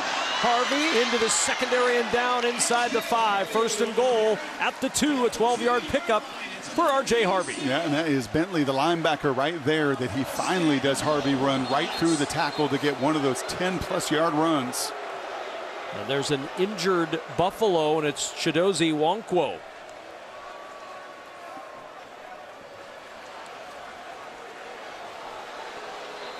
One of the best in college football, really, since the start of last year at creating these kind of runs, 10-plus yards. And it's shedding tackles just like that. Bentley and Hill Green have been on the field quite a bit. No Trevor Woods on this trip. He usually rotates and gives those guys a little bit of a blow, but Harvey not slowing down. No Jeremiah Brown on the other side with Trevor Woods. 1st down and goal. Jefferson. Pressure comes, and Jefferson has to get rid of it. He had pressure right in his face from Okunlola, who had a sack earlier. 2nd and goal, 9:20 to go. How many hits has KJ taken today? More than Shadur. Yeah, a lot more. Now, part of that's because he utilizes the run so much more. But yep. But he takes some punishment in this system, too. 121 yards rushing in the second half. The run game's going a little bit. Now they'll go Wildcat with R.J. Harvey. On 2nd and goal, and he gives it to the motion man, trying to find some room around the edge. Johnny Richardson can't. Look at the effort from Okunlola. Again, sideline to sideline. These edges have been there at the point of attack. These edges have continued to run, and hands on hip. These guys are just playing hard. Kevin, when was the last time, and you've watched a lot of Big 8, a lot of Big 12, that you've seen Colorado play this hard all game long? It's been a long time. Multiple regimes. This Colorado team came in here with the goal to play with effort. They've certainly done that. 3rd and goal. Jefferson back of the end zone. Leaping grab out of bounds. Pittman trying to get that foot down, and he could not stick it in the back of the end zone. Yep, just a little bit late.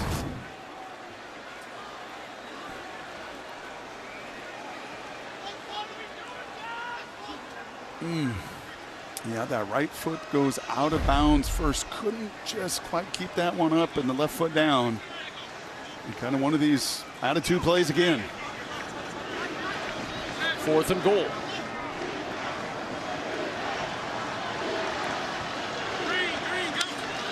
Jefferson. Pressure. Jefferson stays up. Jefferson floats it out. Harvey looking for the goal line, and he is stopped short at the 1.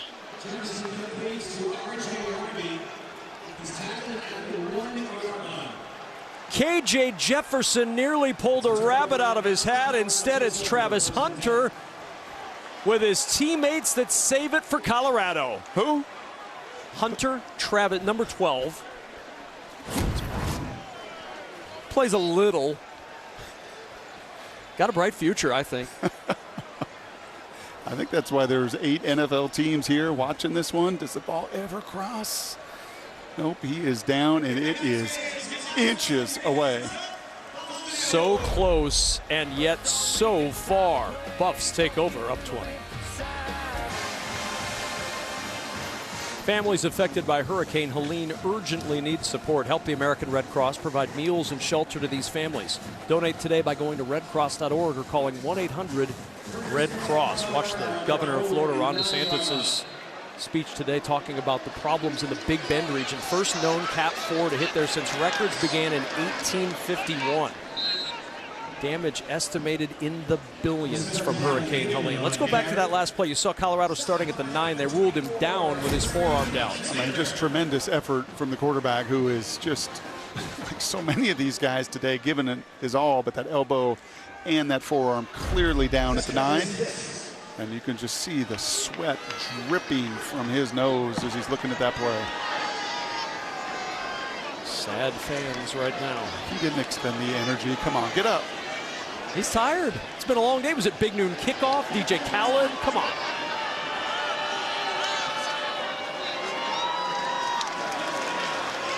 I mean, you saw Mark Ingram. You were over there today. You know Mark Ingram looks just like that right now. He's exhausted. He sweat through his suit today. Yes.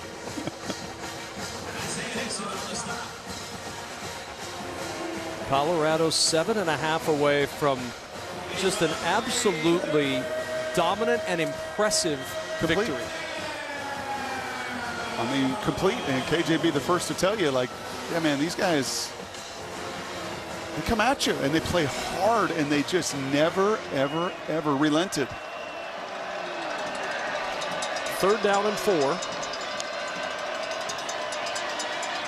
Sanders floating it out, in and out of the hands of LeJohntay Wester with Mac McWilliams on coverage.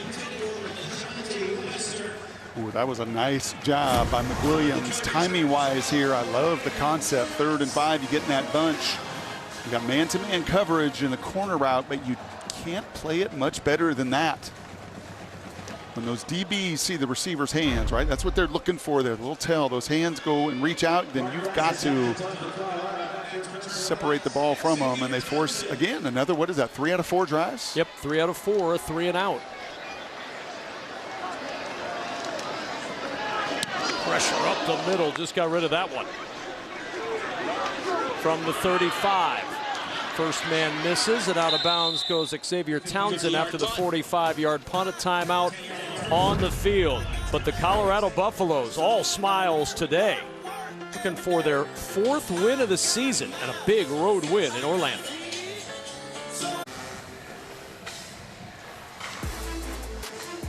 If he is there in December, claiming a trophy, you will see this pose at the Heisman ceremony from Travis Hunter. Time now for Above and Beyond, sponsored by Jersey Mike's. Be a sub above. The most impressive number on that list is the very bottom number, 121 snaps played. It's absurd. 2 games in the NFL. Right? The average play is about 60 to 65 plays a game. There's R.J. Harvey in trouble and dropped. B.J. Green stayed right with him. And when you have guys like Charles Woodson and obviously his head coach saying, I mean, this just has never been done before. Honestly, the only comp is Shohei Ohtani, what Ohtani does. And when other people like in that league marvel at him, it's the same thing in this game with Travis. Which is why I think it doesn't matter. Now, you can't go 6 or 7 losses, but I don't think it matters if this is an 8-4 Colorado team. He's still far and away the best player in college football. Yeah, and I'll make the point again, like all Heisman Trophy winners, like Jaden last year, who also lost 3 games, you elevate everybody around you and the impact. You're playing 10 on 10, right? They attacked him one time on a contested ball. They threw one late that he picked. Otherwise, he just eliminates someone from the game. Jefferson in some trouble, and Jefferson will go down. There's a flag down behind the play as Tajay McCoy, the first to get to KJ Jefferson.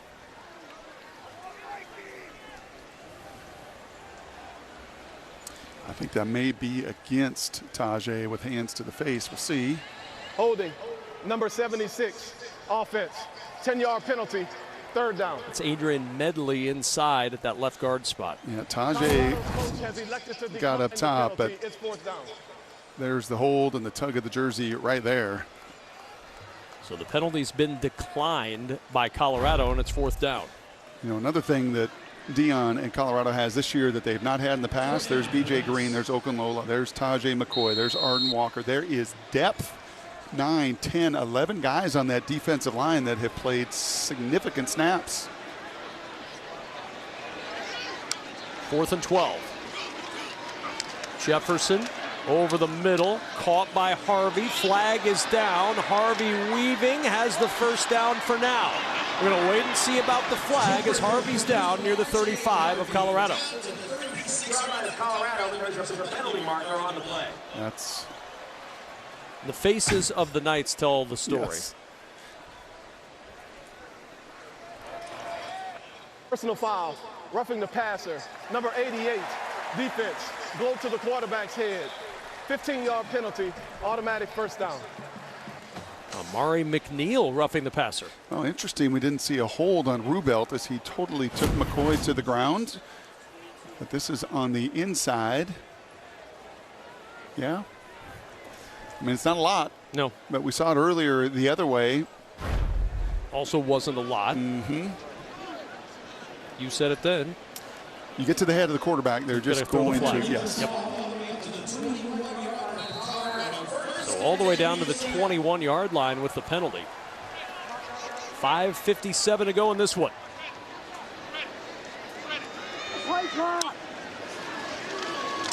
Jefferson on the roll, throws, catch is made, and then did it come out? Colorado saying incomplete, and it is incomplete. Wipe it out, you heard them say. Jalen Wester on the coverage to knock it out.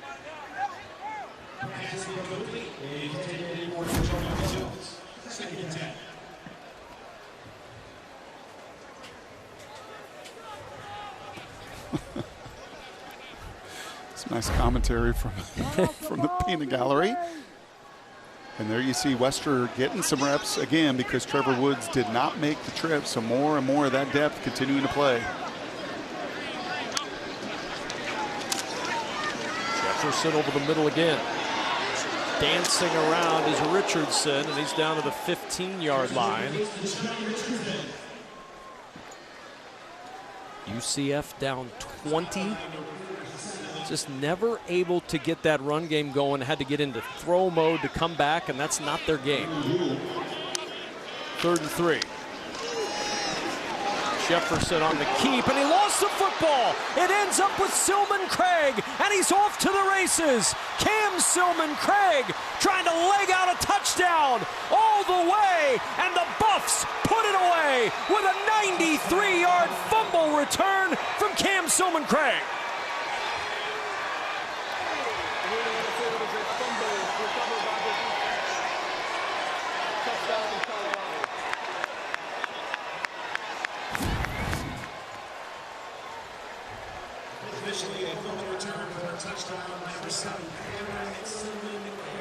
Wow. The ball jarred out by Jalen Wester. Travis Hunter got twisted up in that play and ended up limping to the sideline. The play is a touchdown.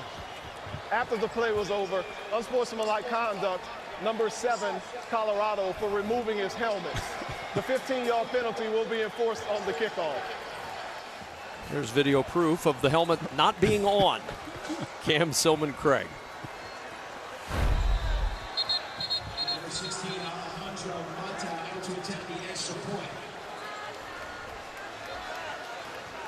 People are going to look at this score around the country.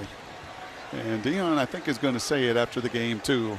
He may not like the penalty, but you can't take the helmet off. He's going to say, I've been waiting for this game.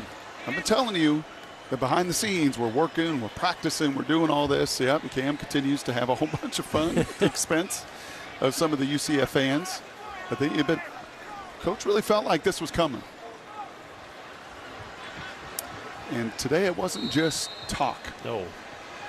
It was execution. And it was effort. This is as impressive a win as there's been in the Big 12 certainly this year. And and the most impressive win in Deion Sanders' tenure as head coach at Colorado. Yep. Let's go downstairs with more on Cam Silman Craig. We check in with Allison. Yeah, he's the guy that Coach Prime calls the unsung hero of this team, and defensive coordinator Robert Livingston said he is the heartbeat of the team. He is everything you want as a coach. He's the motivator. He's physical in the box. We always know what we're going to get from him. He said if I ever need to get a feel of the defense, kind of take a temperature of the defense, I look to him. When we need to be fired up or calm down, I go to him, and they go to him in this one to put it away, guys. Yep, he has salted this one away. Remember, Colorado hasn't won more than 4 games since 2019. This will be win number 4 before the calendar turns to October. And it's a win that's going to make people, I think, rethink their expectations of the Big 12 Conference this year. I think you talk to people behind the scenes as well, and certainly Deion has mentioned Robert Livingston. We've probably not done that enough, their defensive coordinator, because last year the defense was chaotic. It was big plays galore. They just never really hit people from beginning to end. As you see Travis Hunter, it was a little bit awkward as that pile fell on him, and they're going to take another look at him. But this is hitting people in a very physical UCF team in their house from beginning to end. After the penalty, good field position on the return for Ladarius Tennyson. But let's go back to Travis Hunter, because we talk about how this could be changing the perception. Watch what happened here. Yeah, it was right at the end of the play. He got rolled up on by his teammate there. And that was Ray Ambule, who, again, these D linemen have just been flying and playing hard.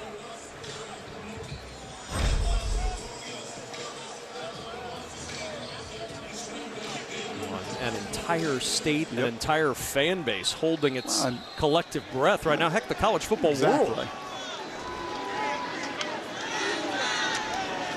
Jefferson with late pressure to the sideline.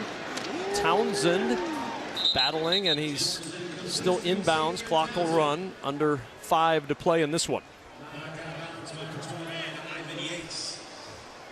Meanwhile, if you're UCF, this is a disappointing one. Gus Malzahn came into this. They had a lot of expectation, a lot of hope for this. It's going to be some concerns now. Back-to-back games, concerns with what you're seeing on the defensive side of the football. Now, this is a difficult team to stop offensively, but some hard questions are going to be asked for UCF. Is to see Hunter walking around. That's good to see. That is a great sign to see. Another advantage of being young and limber, and 128 plays. 128 plays, and he's probably mad. I think he's looking for his helmet. Yeah, he's mad he's not out there now. Yes. And he's going to end up 9 yards short of 100. He's not going to get to that 100-yard mark that he had 5 consecutive 100-yard games. Or is he?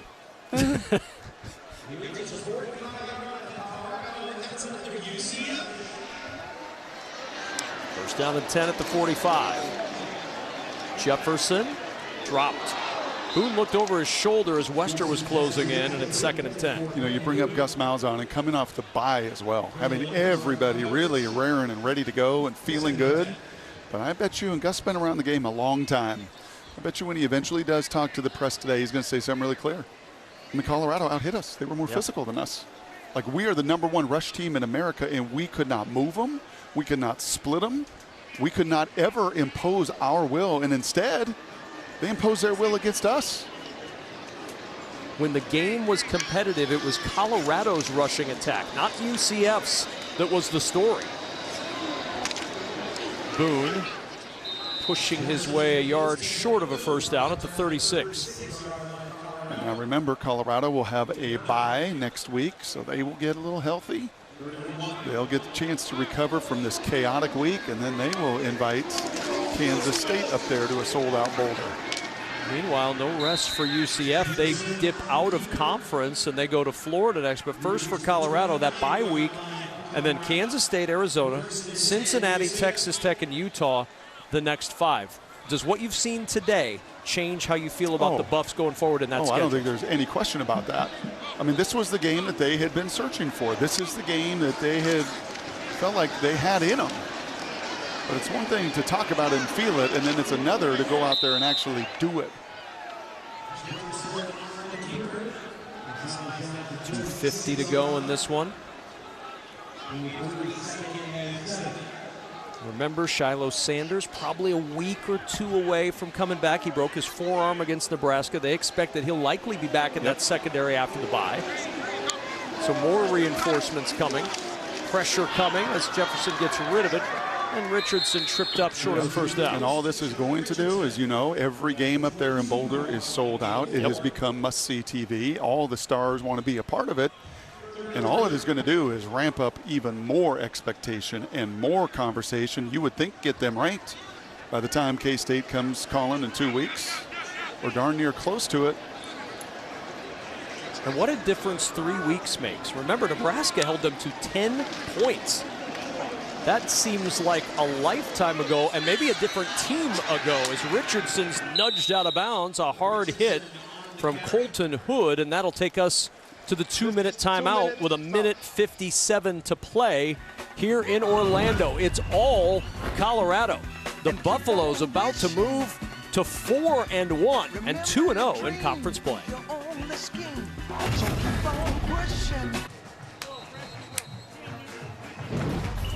Fox College Football is sponsored by Hampton by Hilton. Hilton for the stay.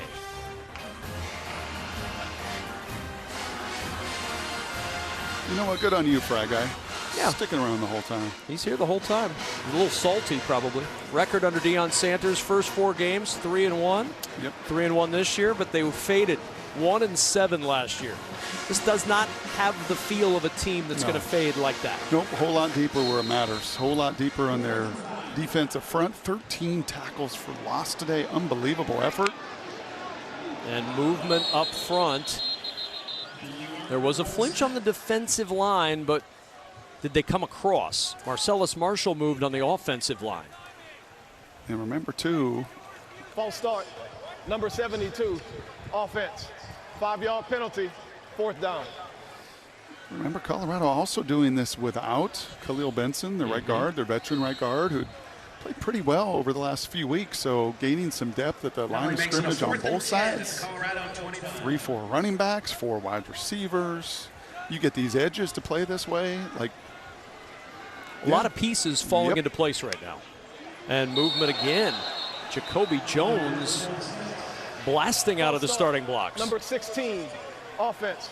5-yard penalty, 4th down. So now 4th down becomes even more difficult for UCF.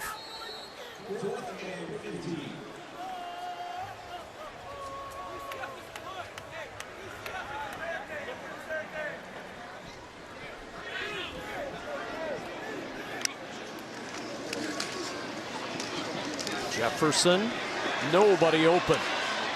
Looking downfield, coming back to help out is Evan Morris, but he's going to go nowhere close to a first down and a turnover on downs to the Buffaloes. Let's take a look at our Pacific Life game summary, sponsored by Pacific Life, creating financial security for nearly 160 years. This seemed a long time ago. That was the first touchdown to Travis Hunter. R.J. Harvey responded there. One of the rare, just really wide open man-to-man beaters right there. Shepard, this is just, at that point you looked at it and went, man, they have got a lot of different weapons to work with. And yep, this is when the old kid came on and the Charles Woodson pose followed. Now some backups in. Ryan Staub in at quarterback, handing off to Charlie Offerdahl. Staub, a freshman out of Stevenson Ranch, California. He started one of the 3 games he played for Colorado last year, got a start against Utah in the final game of 2023. Out of West Ranch High School in California. Now just a matter of running this game out, heading home with your 4th win of the season. As impressive a win as Colorado's had under Deion Sanders. What a fun plane ride it's going to be. They got here early. It's been chaotic. The game time a little bit delayed, but that flight is going to be fun. Offerdahl again, and he backs his way to the 38-yard line. Well, Shedeur Sanders, another terrific performance today for this Colorado offense. 290 yards passing, 3 touchdowns. the one interception, 28 of 35. That's a quarterback rating of 172.2. Yeah, that's 80%. And it just, you know, if he can do that, if he has to throw it 30 to 35 times and not 40 to 50 times and running for his life, look out, Big 12. I mean, really look out.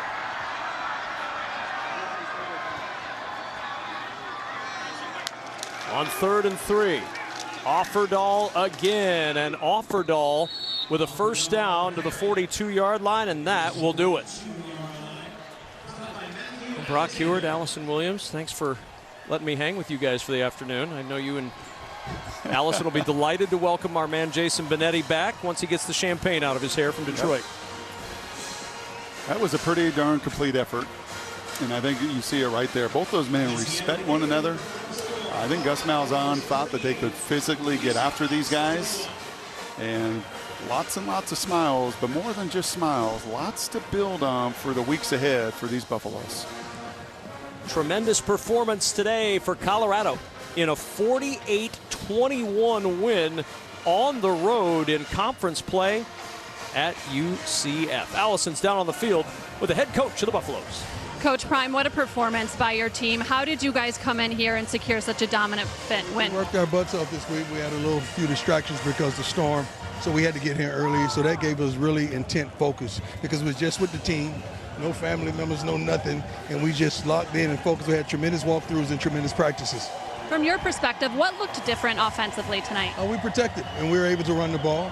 We were able to stop the run on several occasions. We gave up a couple explosions, but this is one of the first times that offensively, defensively, as well as special teams, we came all at the same time collectively. And I'm proud of the coaches. I'm proud of the young men and all our believers, man. We had so many fans out here, and I'm thankful for it.